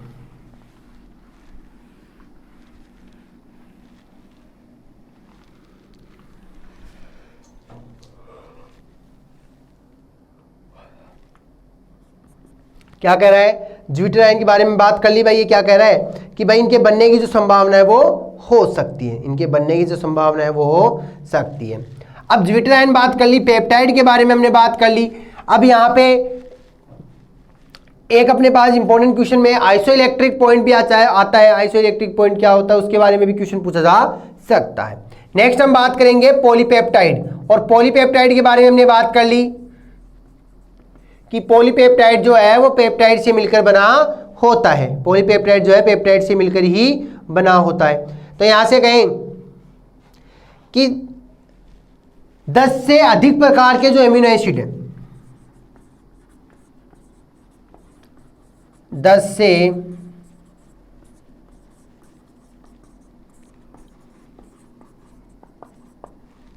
अधिक प्रकार के एमिनो एसिड, 10 से अधिक प्रकार के एमिनो एसिड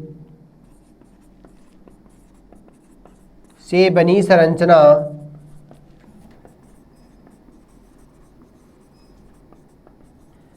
पॉलीपेप्टाइड कहलाती है। इनका जो अणुभार है वो 10,000 तक होता है। इनका अणुभार जो है, क्या कहोगे, अणुभार जो है वो कितना होता है, 10,000 तक होता है। किनका, एमिनो एसिड का। क्योंकि हमने बात किया पॉलीपेप्टाइड अपने पास कहां से प्राप्त हुए, पॉलीपेप्टाइड जो एमिनो एसिड से। तो यहां में कह सकते हैं, यहां हम पॉलीपेप्टाइड की बात कर सकते हैं या एमिनो एसिड की श्रृंखला की बात करें तो बेटर रहेगा कि भाई एमिनो एसिड की छोड़ दो, पॉलीपेप्टाइड देखें। तो पॉलीपेप्टाइड कहलाती है इनका, यानी इन पॉलीपेप्टाइड की हम बात कर लें,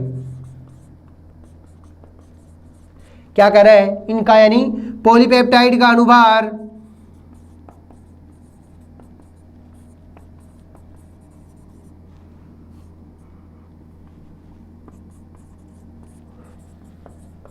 दस हजार तक होता है। पॉलीपेप्टाइड का अणुभार 10,000 तक होता है, 10,000 तक होता है। अब हम बात करें पॉलीपेप्टाइड में मुक्त एमिनो समूह है, मुक्त एमिनो समूह है, दूसरे सिरे पे क्या पाया जाएगा, मुक्त कार्बोनिल समूह। तो ये कह रहा है पॉलीपेप्टाइड पर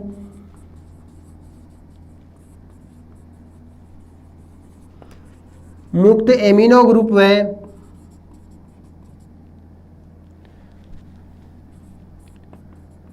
दूसरे सिरे पर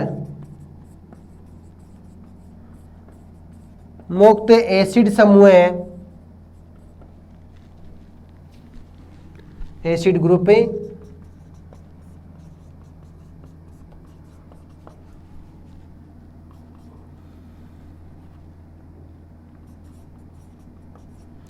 एसिड समूह को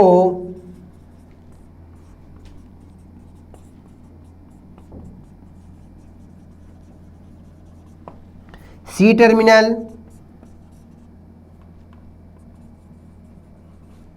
व एमिनो समूह को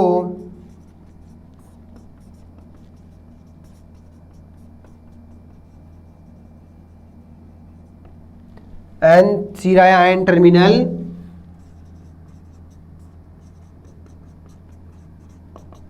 कहा जाता है। पॉलीपेप्टाइड की बात कर रहे हो, 10 से अधिक प्रकार के एमिनो एसिड से बनी संरचना पॉलीपेप्टाइड कहलाती है। इनका अणुभार जो है वो 10,000 से क्या होगा, या 10,000 तक होता है। पॉलीपेप्टाइड पर मुक्त एमिनो ग्रुप, पॉलीपेप्टाइड पर मुक्त एमिनो ग्रुप तथा दूसरे सिरे पर मुक्त एसिड समूह पाया जाता है। यानी एक सिरे पर तो क्या हो गया एमिनो समूह, दूसरे पे क्या हो गया एसिड समूह हो गया। तो जहां एमिनो समूह पाया जाएगा उसको एन सिरा कहोगे, और जहां एसिड समूह पाया जाएगा उसे सी सिरा कहेंगे। तो एक स्ट्रक्चर देखेंगे, उसके अंदर एमिनो समूह में यानी एन सिरा और सी सिरा के बारे में चर्चा करेंगे।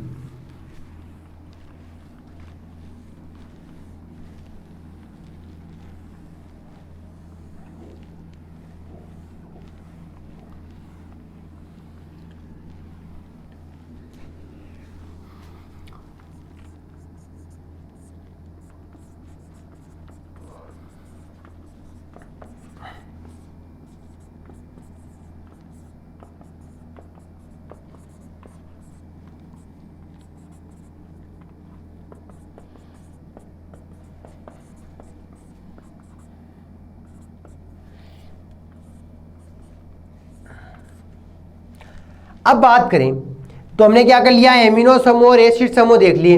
ये कह रहा है यहाँ पे एमिनो समूह पाया गया इसलिए इसको कहते हैं एन सीरा, और यहाँ अपने पास लास्ट में एसिड पाया गया तो इसे कहते हैं सी सीरा। और इसमें बात की जाए तो अगर मैं कहूँ ये वाला बॉन्ड टूटेगा तो एक एमिनो एसिड प्राप्त होगा, ये वाला बॉन्ड टूटेगा तो एक एमिनो एसिड प्राप्त होगा, ये वाला बॉन्ड टूटेगा तो यहाँ भी एमिनो एसिड प्राप्त होंगे।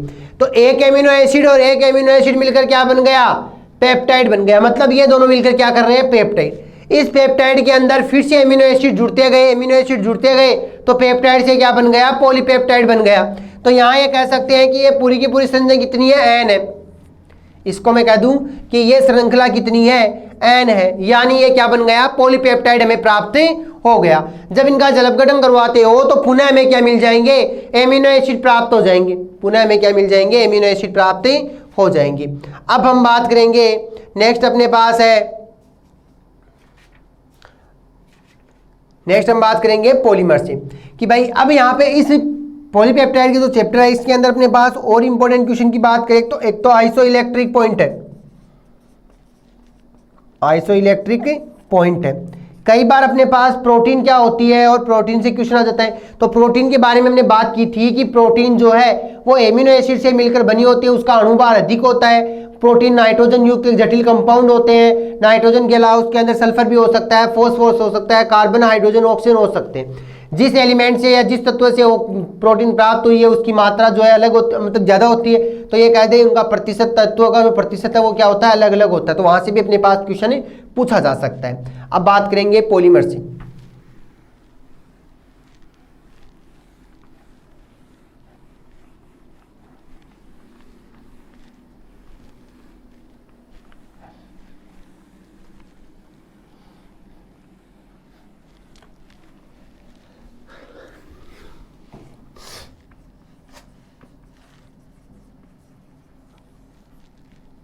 पॉलीमर क्या होता है इनके बारे में बात कर लें भाई, पॉलीमर क्या है। तो सबसे पहले हम बात करेंगे ताप सुगट्टे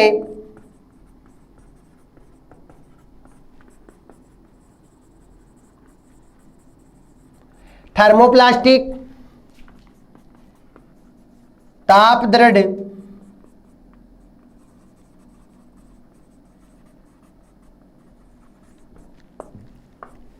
थर्मोसिटिंग, इन दोनों के अंदर हमें डिफरेंस देखना है।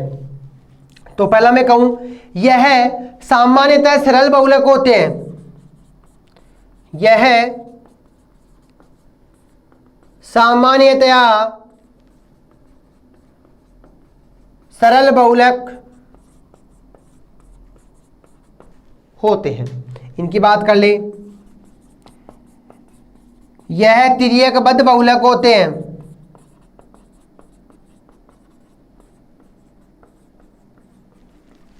दूसरा पॉइंट, इन्हें गर्म करने पर यह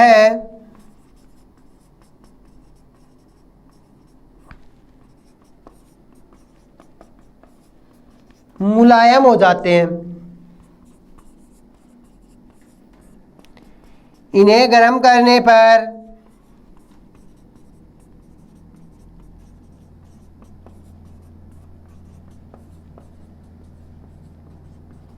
यह कठोर हो जाते हैं।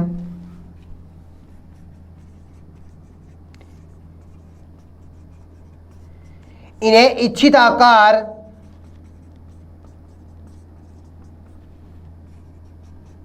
दिया जाता है या दिया जा सकता है। इन्हें एक बार ही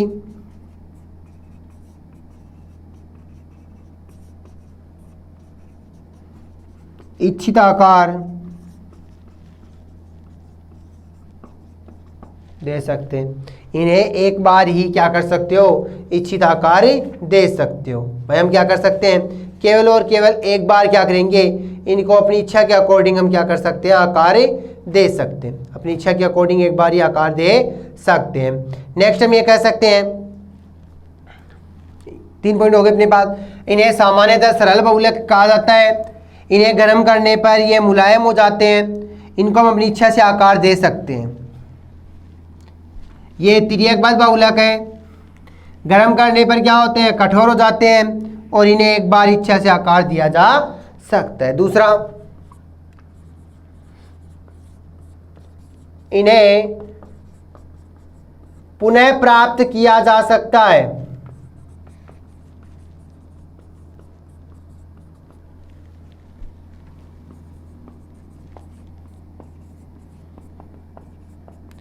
इन्हें पुनः प्राप्त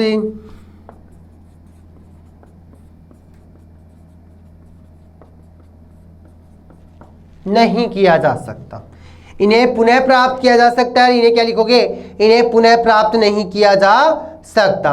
अब एग्जांपल्स की बात कर लें। इसके लिए अपने पास है पॉलीथीन, पीवीसी, पॉलीथीन है, पीवीसी है, टेफ्लॉन है। पॉलीथीन, पीवीसी, टेफ्लॉन, ये किसके एग्जाम्पल हो गए, इन्हीं के एग्जाम्पल हो गए। नेक्स्ट हम बात करें इनके लिए एग्जाम्पल अपने पास बेकेलाइट।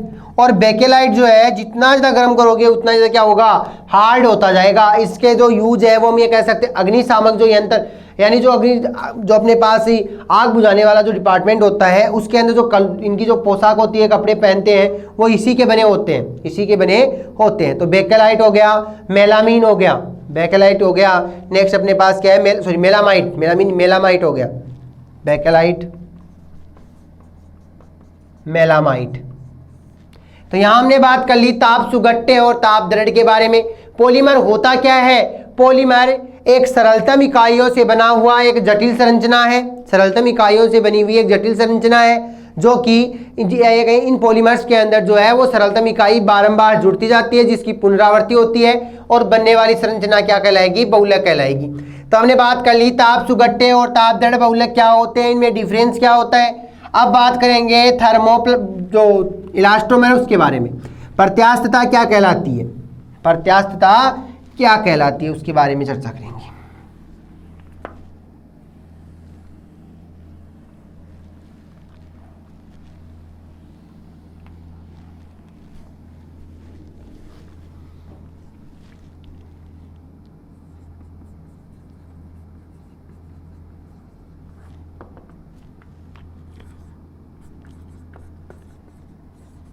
यह रबर के समान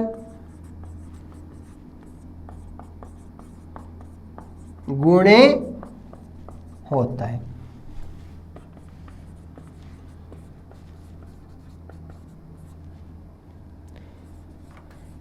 इस प्रकार के बहुलकों को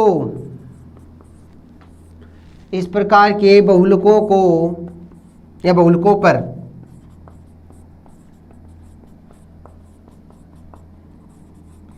बल लगाकर खींचने से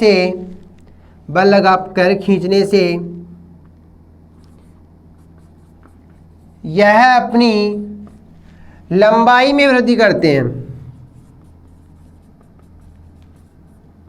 लंबाई में वृद्धि करते हैं। तथा जैसे ही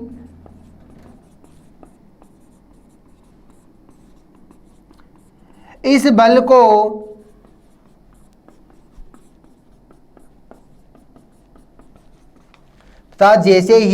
को हटा दिया जाता है, इस प्रकार के बहुलकों पर बल लगाकर खींचने से यह अपनी लंबाई में वृद्धि करते हैं तथा जैसे इस बल को हटा दिया जाता है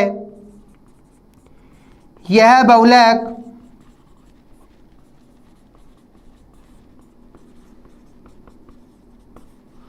अपनी प्रारंभिक स्थिति में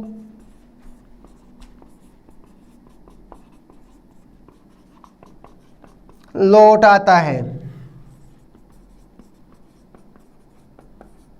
बहुलकों में इस गुण को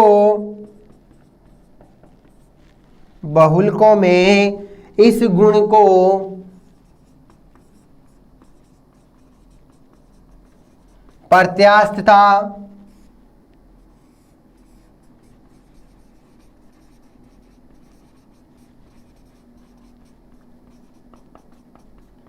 इलास्टोमर कहा जाता है। बहुलकों में इस गुण को क्या कहोगे? इलास्टोमर कहेंगे। बहुलकों में इस गुण को क्या कहोगे? इलास्टोमर कहोगे। तो हमने बात कर ली कि इलास्टोमर क्या है, थर्मोसीटिंग और थर्मोप्लास्टिक में क्या डिफरेंस है। तो ये जो तीनों पॉइंट्स है वो अपने पास बात की जाए तो बहुलकों के क्लासिफिकेशन में आणविक बलों के आधार पर हमने क्या देखा था? क्लासिफिकेशन देखा था। तो उसके अंदर भी यही थे कि इलास्टोमर क्या है, थर्मोप्लास्टिक, थर्मोसीटिंग क्या है। तो वहां से हमने बात हुई। अब हम बात करेंगे कुछ बहुलकों के बारे में कि उनकी संरचना किस प्रकार की है, उनके गुण कौन कौन से हैं, उपयोग कौन कौन से हैं, उन सब के बारे में बात करेंगे।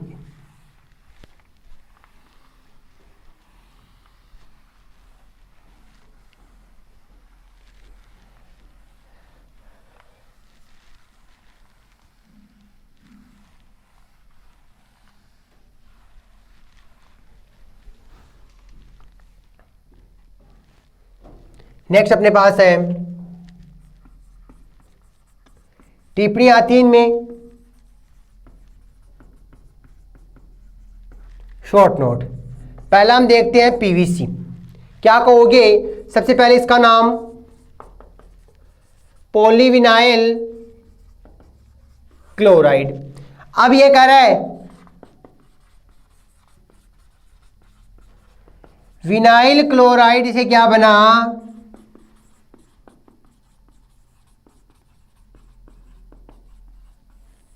विनाइल क्लोराइड से क्या बना? पॉलीविनाइल क्लोराइड प्राप्त हो गया। और जब विनाइल क्लोराइड से पॉलीविनाइल क्लोराइड यानी मोनोमर से क्या बना? पॉलीमर बना। तो पॉलीमर बनने की प्रक्रिया क्या कहलाई? पॉलीमराइजेशन कहलाई। पॉलीमर बनने की प्रक्रिया पॉलीमराइजेशन कहलाई। तो वाइनिल क्लोराइड की structure CH2 double bond CHCl, कितने मोल? N मोल, क्योंकि हमें करना क्या है? पॉलीमर बनाना है। तो यहां से मैं कहूं CH2 सिंगल बॉन्ड CHCl और ये क्या बन गया? N। इसको हम क्या कहते हैं? PVC कहते हैं। इसी को हम क्या कह देते हैं? PVC कह देते हैं। इसी को हम क्या कहेंगे? PVC। कि भाई अपने पास क्या आ गया? PVC आ गया। ये अपने पास क्या आ गया? PVC आ गया।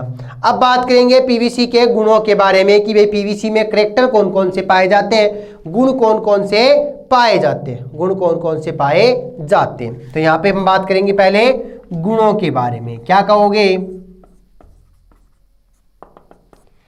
यह रंगहीन, अज्वलनशील,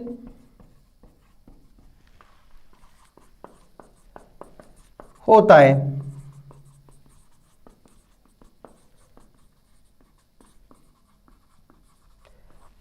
यह कार्बोक्सिलिक अम्लों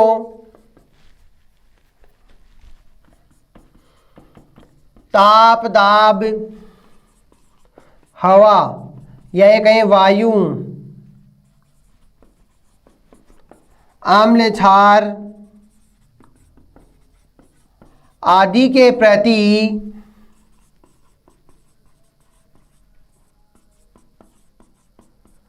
उदासीन होता है, आदि के प्रति क्या होगा, उदासीन। यह कार्बोक्सिलिक अम्ल हो सकते हैं, मतलब यानी गए अम्लों कैसे, ताप दाब वायु जो है इन सबसे क्या होगा, उदासीन होगा। नेक्स्ट हम बात करें इनका गलनांक 420 केल्विन होता है, इनका गलनांक 420 केल्विन होता है। तो पहले हमने देखी इसकी रिएक्शन के बाद में हमने बात कर ली इनके भाई ये किस प्रकार का होता है, इनके करैक्टर के बारे में बात कर ली। अब बात करेंगे इनके उपयोग के बारे में कि इस पीवीसी के यूज क्या क्या हैं।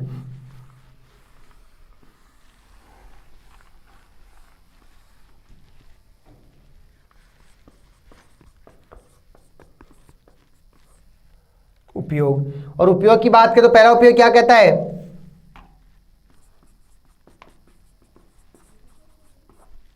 प्लास्टिक पाइप बनाने में, क्या कर रहा है, प्लास्टिक पाइप बनाने में, टेबल के कवर बनाने में, टेबल कवर, बरसाती कोट, खिलौने आदि में हम क्या कर लेते हैं, इसी पीवीसी का यूज कर लेते हैं। अब हम बात करेंगे सेकंड अपने पास है Teflon.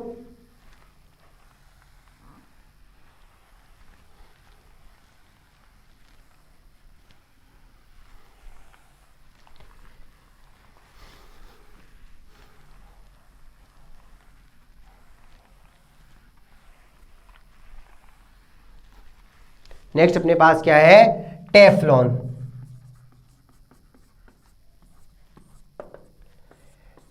CF2 double bond CF2 क्या बना, इसके कितने मोल, N मोल। अब मैं कहूं CF2 सिंगल बॉन्ड CF2 और इसके कितने, N मोल, ये बन गया अपने पास टेफ्लॉन। क्या कहोगे, टेट्राफ्लोरोएथिलीन, टेट्राफ्लोरोएथिलीन।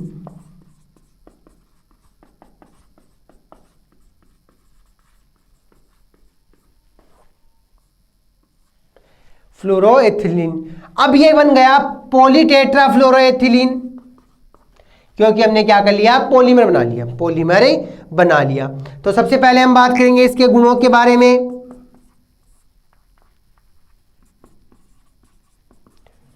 यह कठोर होता है, क्या है ये, हार्ड है, यह कठोर होता है। विद्युत इनमें हम ये कह सकते हैं चुंबकीय गुण पाए जाते हैं, चुंबकीय गुण पाए जाते हैं।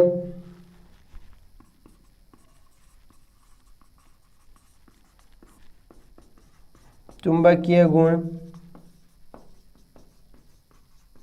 पाए जाते हैं। नेक्स्ट हम बात करें, यह रसायनों के प्रति प्रतिरोधकता अधिक दिखाते हैं, यह रसायनों के प्रति प्रतिरोधकता अधिक दिखाते हैं।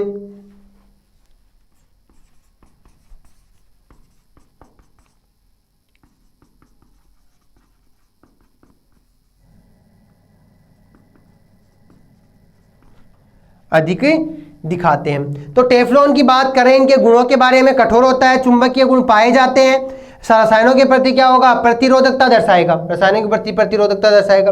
अब बात कर लेंगे इसके उपयोग, क्या कह रहा है,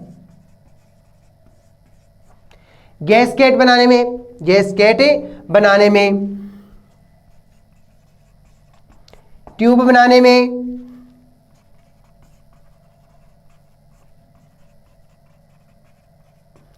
विद्युत उपकरण बनाने में आदि, विद्युत उपकरण बनाने में आदि हमने बात कर ली। अब हम बात करें ब्यूना एस।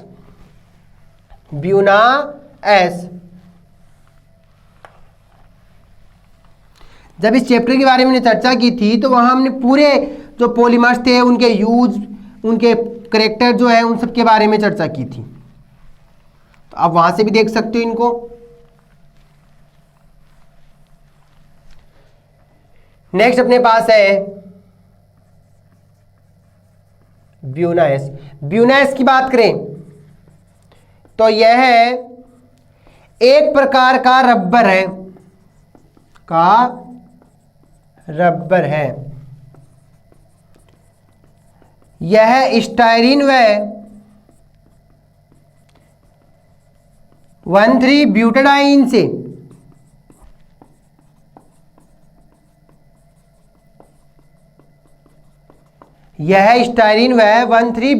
से बना होता है। अब स्टायरीन की बात करें तो CH2CH डबल बॉन्ड में C6H5 plus CH2 double bond CH single bond CH double bond, तो 1 2 3, ये कह रहा है 1 और 3 पे डबल बॉन्ड, तो इस कार्बन के लिए 2 और 2 4, 1 2 3 4, 1 2 3 4, 2 2 4, ये क्या बन गया 1,3-ब्यूटाडाइन। और इनकी स्ट्रक्चर किस प्रकार की हो जाएगी, तो मैं कहूँ CH2 single bond CH double bond CH2 single bond CH double bond CH2, ये अपने पास क्या हो गए N, और यहाँ हमने क्या कर दिया C6H5 को ऐड कर दिया, तो इसको हम क्या कहेंगे ब्यूना एस कहेंगे। क्या बन गया ब्यूना एस कहेंगे। अब ये जो स्टायरीन है उसको हम पॉलीस्टायरीन का निर्माण भी कर सकते हैं, स्टायरीन से पॉलीस्टायरीन का निर्माण भी किया जा सकता है कि भाई स्टायरीन जो है उसे पॉलीस्टायरीन किस प्रकार से बनती है। नेक्स्ट हम बात करेंगे नायलॉन 6,6।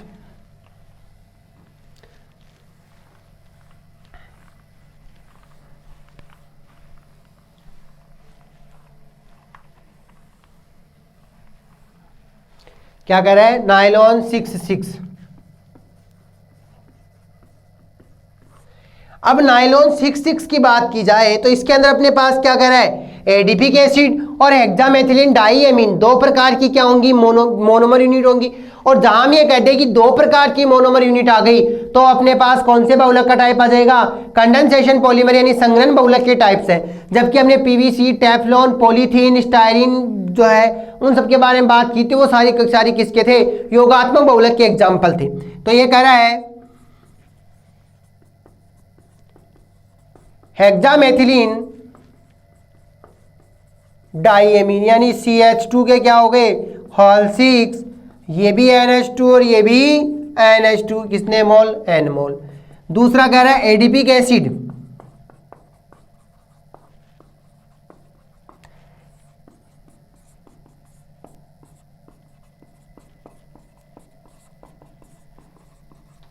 ये भी कितने मोल N मोल। अब यहां से मैं कहूं ये अपना क्या दे देगा एक हाइड्रोजन, तो यहां से H और OH मिल गया, क्या बन गया H2O। तो यहां से सीधी सी श्रृंखला अपने पास NH CH2 का whole 6 NH C double bond O CH2 का whole 4 C double bond O और ये वाला बॉन्ड इधर फ्री, इसको हम क्या कह देंगे नायलॉन 6,6।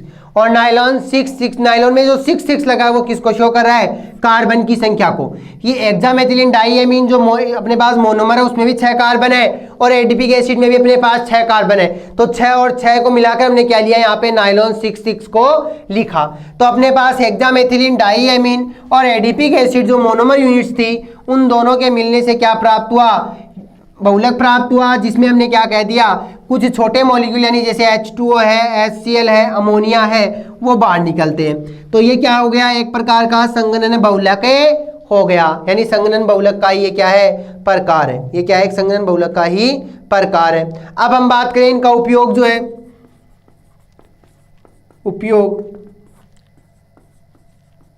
पहला हम बात कर ले रेसे बनाने में। रेसों से हम ये कहें वस्त्र उद्योग में, वस्त्र उद्योग में, तो रेसे बनाने में भी कर सकते हैं, वस्त्र उद्योग बनाने में वस्त्र उद्योगों में भी कर सकते हैं। नेक्स्ट में कहूं चादरें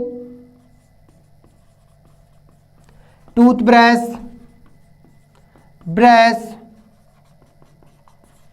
आदि में भी हम क्या कर लेंगे इसी नायलॉन 6,6 का यूज कर लेंगे, आदि में भी क्या करेंगे इसी नायलॉन 6,6 का हम यूज कर लेंगे।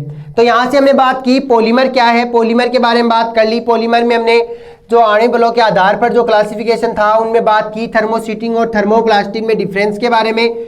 इलास्टोमर क्या होता है उसके बारे में बात कर ली, इलास्टोमर क्या होता है उसके बारे में बात कर ली, योगात्मक बहुलक की बात कर ली, संघनन बहुलक की बात कर ली। अगर मोनोमर यूनिट अकेली जुड़ रही है तब तो वो योगात्मक बहुलक का टाइप है, और दो मोनोमर यूनिट या दो से अधिक मोनोमर यूनिट आपस में जुड़कर क्या करती है, कोई पॉलीमर बनाती है, तो वो कंडेंसेशन पॉलीमर का टाइप है। संघनन बहुलक का वो क्या है, प्रकार है, यानी संघनन बहुलक के प्रकार के बारे में भी हमने बात कर ली। अब हम ये कहें कि भाई अपने पास जो बहुलक थे, अपने पास जो बहुलक थे वो किस प्रकार के हैं, अपने पास जो बहुलक है वो किस प्रकार के हैं उनके बारे में। नेक्स्ट अपने पास हम बात करें तो ये कह रहा है फॉर्मेल्डिहाइड रेजिन।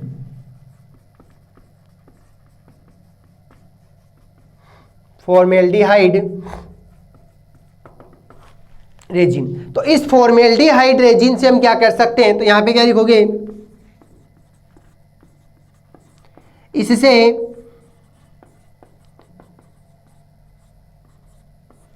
बेकेलाइट का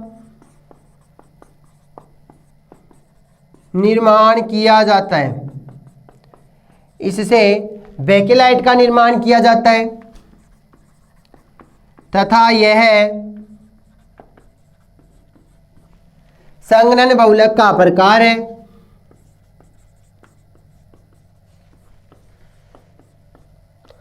का प्रकार है। इसे गर्म करने पर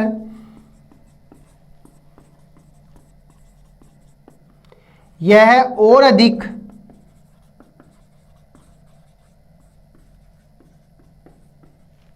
कठोर हो जाता है, इसे गर्म करने पर यह और अधिक कठोर हो जाता है, गर्म करने पर और अधिक कठोर हो जाता है। अतः यह ताप दृढ़ बहुलक का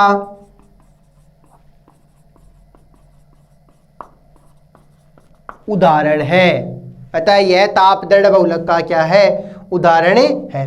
तो मैं कहूंगा इसमें मोनोमर यूनिट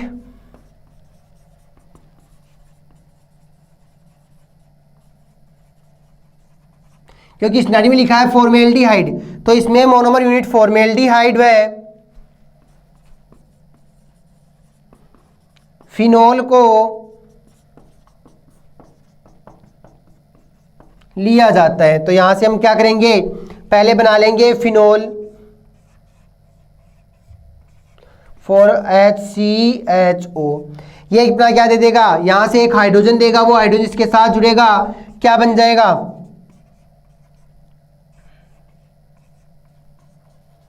CH2OH। एक तो बन जाएगा अल्फा अल्फा के ऊपर, या एक है, एक तो बन जाएगा ऑर्थो के ऊपर, एक बन जाएगा अपने पास CH2OH पेरा के ऊपर, ये तो पेरा पे जुड़ गया, और ये बन गया अपने पास ऑर्थो के ऊपर। तो एक तो ऑर्थो समावेशी और एक क्या बन गए, पेरा समावेशी। क्या कहोगे, ऑर्थो हाइड्रोक्सी बेंजिल एल्कोहल, पेरा हाइड्रोक्सी बेंजिल एल्कोहल, पेरा हाइड्रोक्सी बेंजिल एल्कोहल। अब मैं कहूं कि ये तो हमने बना लिए, अब अगर इस ऑर्थो हाइड्रोक्सी बेंजिल एल्कोहल की अभिक्रिया फिर से किसके साथ करवा दी जाए, ऑर्थो हाइड्रोक्सी बेंजिल एल्कोहल की अभिक्रिया फिर से किसके साथ, फिनोल के साथ करवा दी जाए, फिर से किसके साथ, फिनोल के साथ करवा दी जाए, तो क्या होता है उसके बारे में बात करेंगे।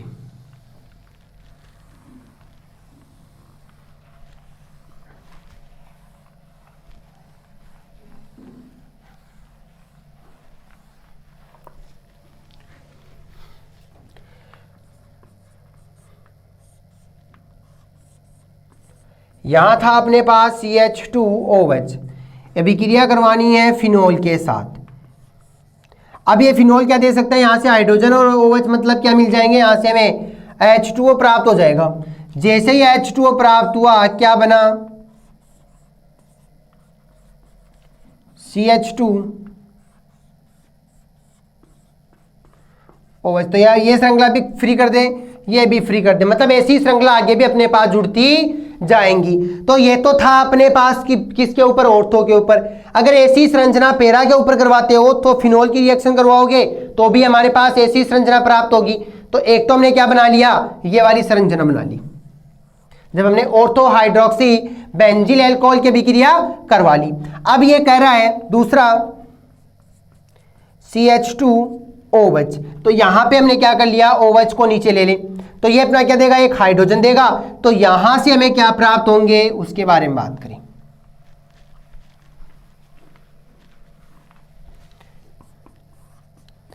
तो वही H2 निकल गया,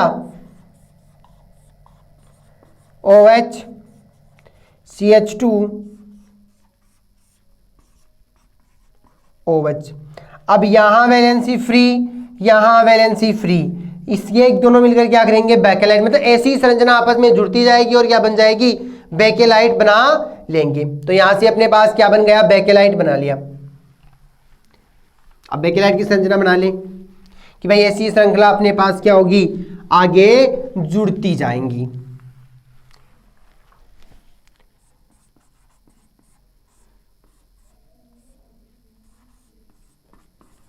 OH CH2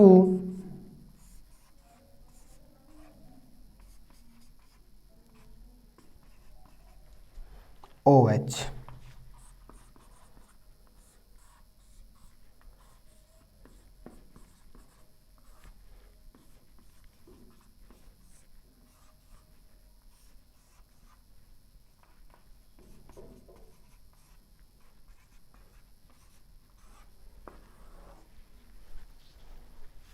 ये अपने पास क्या है, बेकेलाइट है। इसी को हम क्या कहते हैं, फॉर्मेल्डिहाइड रेजिन कहते हैं। अब बात करेंगे इसके यूज की कि भाई इनका उपयोग क्या कहां कहां किया जाता है। तो क्या लिखोगे,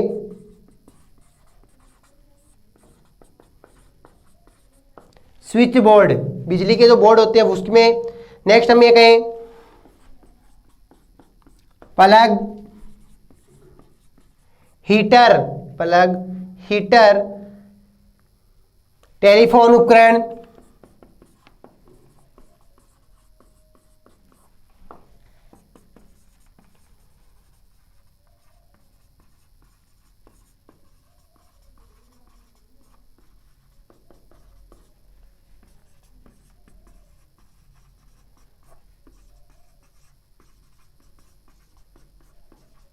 आदि में इनका यूज किया जाता है। तो स्विच बोर्ड यानी जो बिजली का सामान होता है उन सभी में हम क्या कर सकते हैं, switch board, plug, heater, TV उपकरण, टेलीफोन के अवयव आदि में इनका यूज किया जाता है। यानी हम ये कह सकते हैं कि जो फॉर्मेल्डिहाइड रेजिन है जिसे हमने बेकेलाइट का निर्माण किया है, तो उन सभी उस बेकेलाइट का यूज जो है वो कहाँ करोगे, इलेक्ट्रॉनिक इंस्ट्रूमेंट या बिजली का जो सामान है उनमें कर सकते हैं। भाई जब भी अपने पास जो बिजली है वो ज़्यादा आ जाती है तो लोड ज़्यादा हो जाता है, जिससे हमारे जो इंस्ट्रूमेंट है वो जलने का खतरा रहता है। लेकिन हम जानते हैं बेकेलाइट को जब हम गर्म करते हैं तो वो क्या होगा, और ज़्यादा कठोर होगा। तो कितना भी ज़्यादा अपने पास हीट मतलब लाइट है, लेकिन अपने स्विच बोर्ड है, प्लग है, वो खराब नहीं होते। तो ये हमने देख लिया फॉर्मेल्डिहाइड रेजिन के बारे में कि भाई फॉर्मेल्डिहाइड रेजिन क्या होती है, जिससे हमने बेकेलाइट का निर्माण करवा लिया, जिससे हमने क्या करवाया, बेकेलाइट का निर्माण करवा लिया। नेक्स्ट हम बात करें, नेक्स्ट अपने पास है कि भाई फॉर्मेल्डिहाइड रेजिन के बाद, नेक्स्ट अपने पास फॉर्मेल्डिहाइड रेजिन के बाद हम बात करें, नेक्स्ट अपने पास है कि जो नेक्स्ट अपने पास बेकेलाइट की अगर स्ट्रक्चर अलग से पूछी जाए तब भी हम इसको बना सकते हैं, उनके यूज लिख सकते हैं। और अगर फॉर्मेल्डिहाइड रेजिन में बेकेलाइट पूछता है तो फॉर्मेल्डिहाइड रेजिन का बनाओ, उसके बाद उसमें जो मोनोमर यूनिट है वो लिख दो। उसके बाद इनके जो ऑर्थो हाइड्रोक्सी बेंजिल एल्कोहल है, पैरा हाइड्रोक्सी बेंजिल एल्कोहल है, उनका निर्माण करवा लेंगे। और दोनों से अपने पास जो नोवेलक बनेगा, नोवेलक से हम क्या कर लेंगे, इनके बेकेलाइट का निर्माण कर लेंगे, बेकेलाइट का निर्माण कर लेंगे। तो ये अपने पास कुछ एग्जाम, कुछ क्वेश्चन थे पॉलीमर से, कुछ क्वेश्चन थे अपने पॉलीमर से, उनके बारे में हमने चर्चा कर ली। अब हम इनके अलावा और कौन कौन से क्वेश्चन आ सकते हैं उसके बारे में बात करें तो यहाँ पे अपने पास कुछ मैकेनिज्म है, जैसे धनायनों की क्रियाविधि है या मुक्त मूलकों की क्रियाविधि है और ऋणायनों की क्रियाविधि है। तो वहां से भी अपने पास क्वेश्चन आ सकता है, वहां से भी अपने पास क्वेश्चन आ सकता है। पिछली बार जो पूछा गया था तो उनमें से एक क्वेश्चन पूछ लिया गया था, यानी जो अपने पास एक जो मुक्त मूलक की जो क्रियाविधि है, क्रियाविधियों में से एक क्वेश्चन आया था पिछली बार। तो क्रियाविधि भी पूछी जा सकती है और अपने पास जैसे ये कुछ जो पॉलीमर्स हैं उनके बारे में भी पूछा जा सकता है। अब हम बात करेंगे, नेक्स्ट अपने पास है डेक्रोन ऑब्लिक टेरिलीन। सबसे पहले बात की जाए यहाँ पे अपने पास मोनोमर यूनिट कितनी है, 2 है। मोनोमर यूनिट कितनी है, 2 है। अब मैं कहूं मोनोमर यूनिट 2 है तो अपने पास ये क्या है, संगनन बहुलक है। ये क्या है, संगनन बहुलक है। तो पहला अपने पास इसमें क्या है, एथिलीन ग्लाइकोल। दूसरा क्या है, dimethyl टरथेलेट, dimethyl टरथेलेट।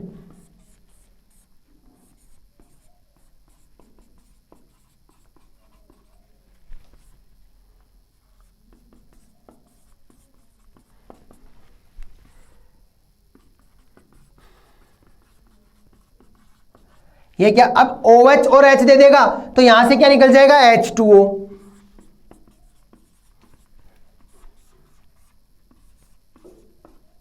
C double bond OOCH2 के आगे बॉन्ड फ्री कर दें। यहां पे मैं कहूं C डबल बॉन्ड O, फिर क्या है CH2। अब ये CH2 बना तो यहां भी अपने पास क्या बना, CH2 और CH2, और इसकी वैलेंसी भी क्या कर दे, फ्री कर दे। तो यहां से अपने पास क्या प्राप्त हो जाएगा, N मॉलिक्यूल। इसको हम क्या कहते हैं, टेरिलीन कहते हैं। इसी को हम क्या कहते हैं, टेरिलीन डेक्रोन जो है वो कह देते हैं कि भाई टेरिलीन है या डेक्रोन है, टेरिलीन है या डेक्रोन है। अब मैं कहूं इसके आगे हम रिएक्शन करवाती जाए कि भाई यहाँ पे अपने पास एथिलीन ग्लाइकोल है तो इसकी अभिक्रिया टरथेलेट से करवा दे, उधर हम एथिलीन ग्लाइकोल की अभिक्रिया करवा दे तो लंबी श्रृंखला हमें प्राप्ति हो जाएगी। लंबी जो चेन है, लंबी जो श्रृंखला है वो हमें प्राप्त होती जाएगी। अब बात करेंगे इस टेरिलीन या डेक्रोन के जो यूज है, डेक्रोन के जो यूज है वो कहाँ कहाँ किए जाते हैं। तो मैं पहला तो कह दूं इसका उपयोग पतले धागे बनाने में, पतले धागे बनाने में, रेसे बनाने में। अब ये कह दे धागे बना रहा है या रेसे बना रहा है, धागे बना रहा है या रेसे बना रहा है, तो ये कह दे कि इनका जो उपयोग है, रेसे बनाएगा तो भी हम ये क्या करते हैं, वस्त्र उद्योग में इसका उपयोग कर सकते हैं,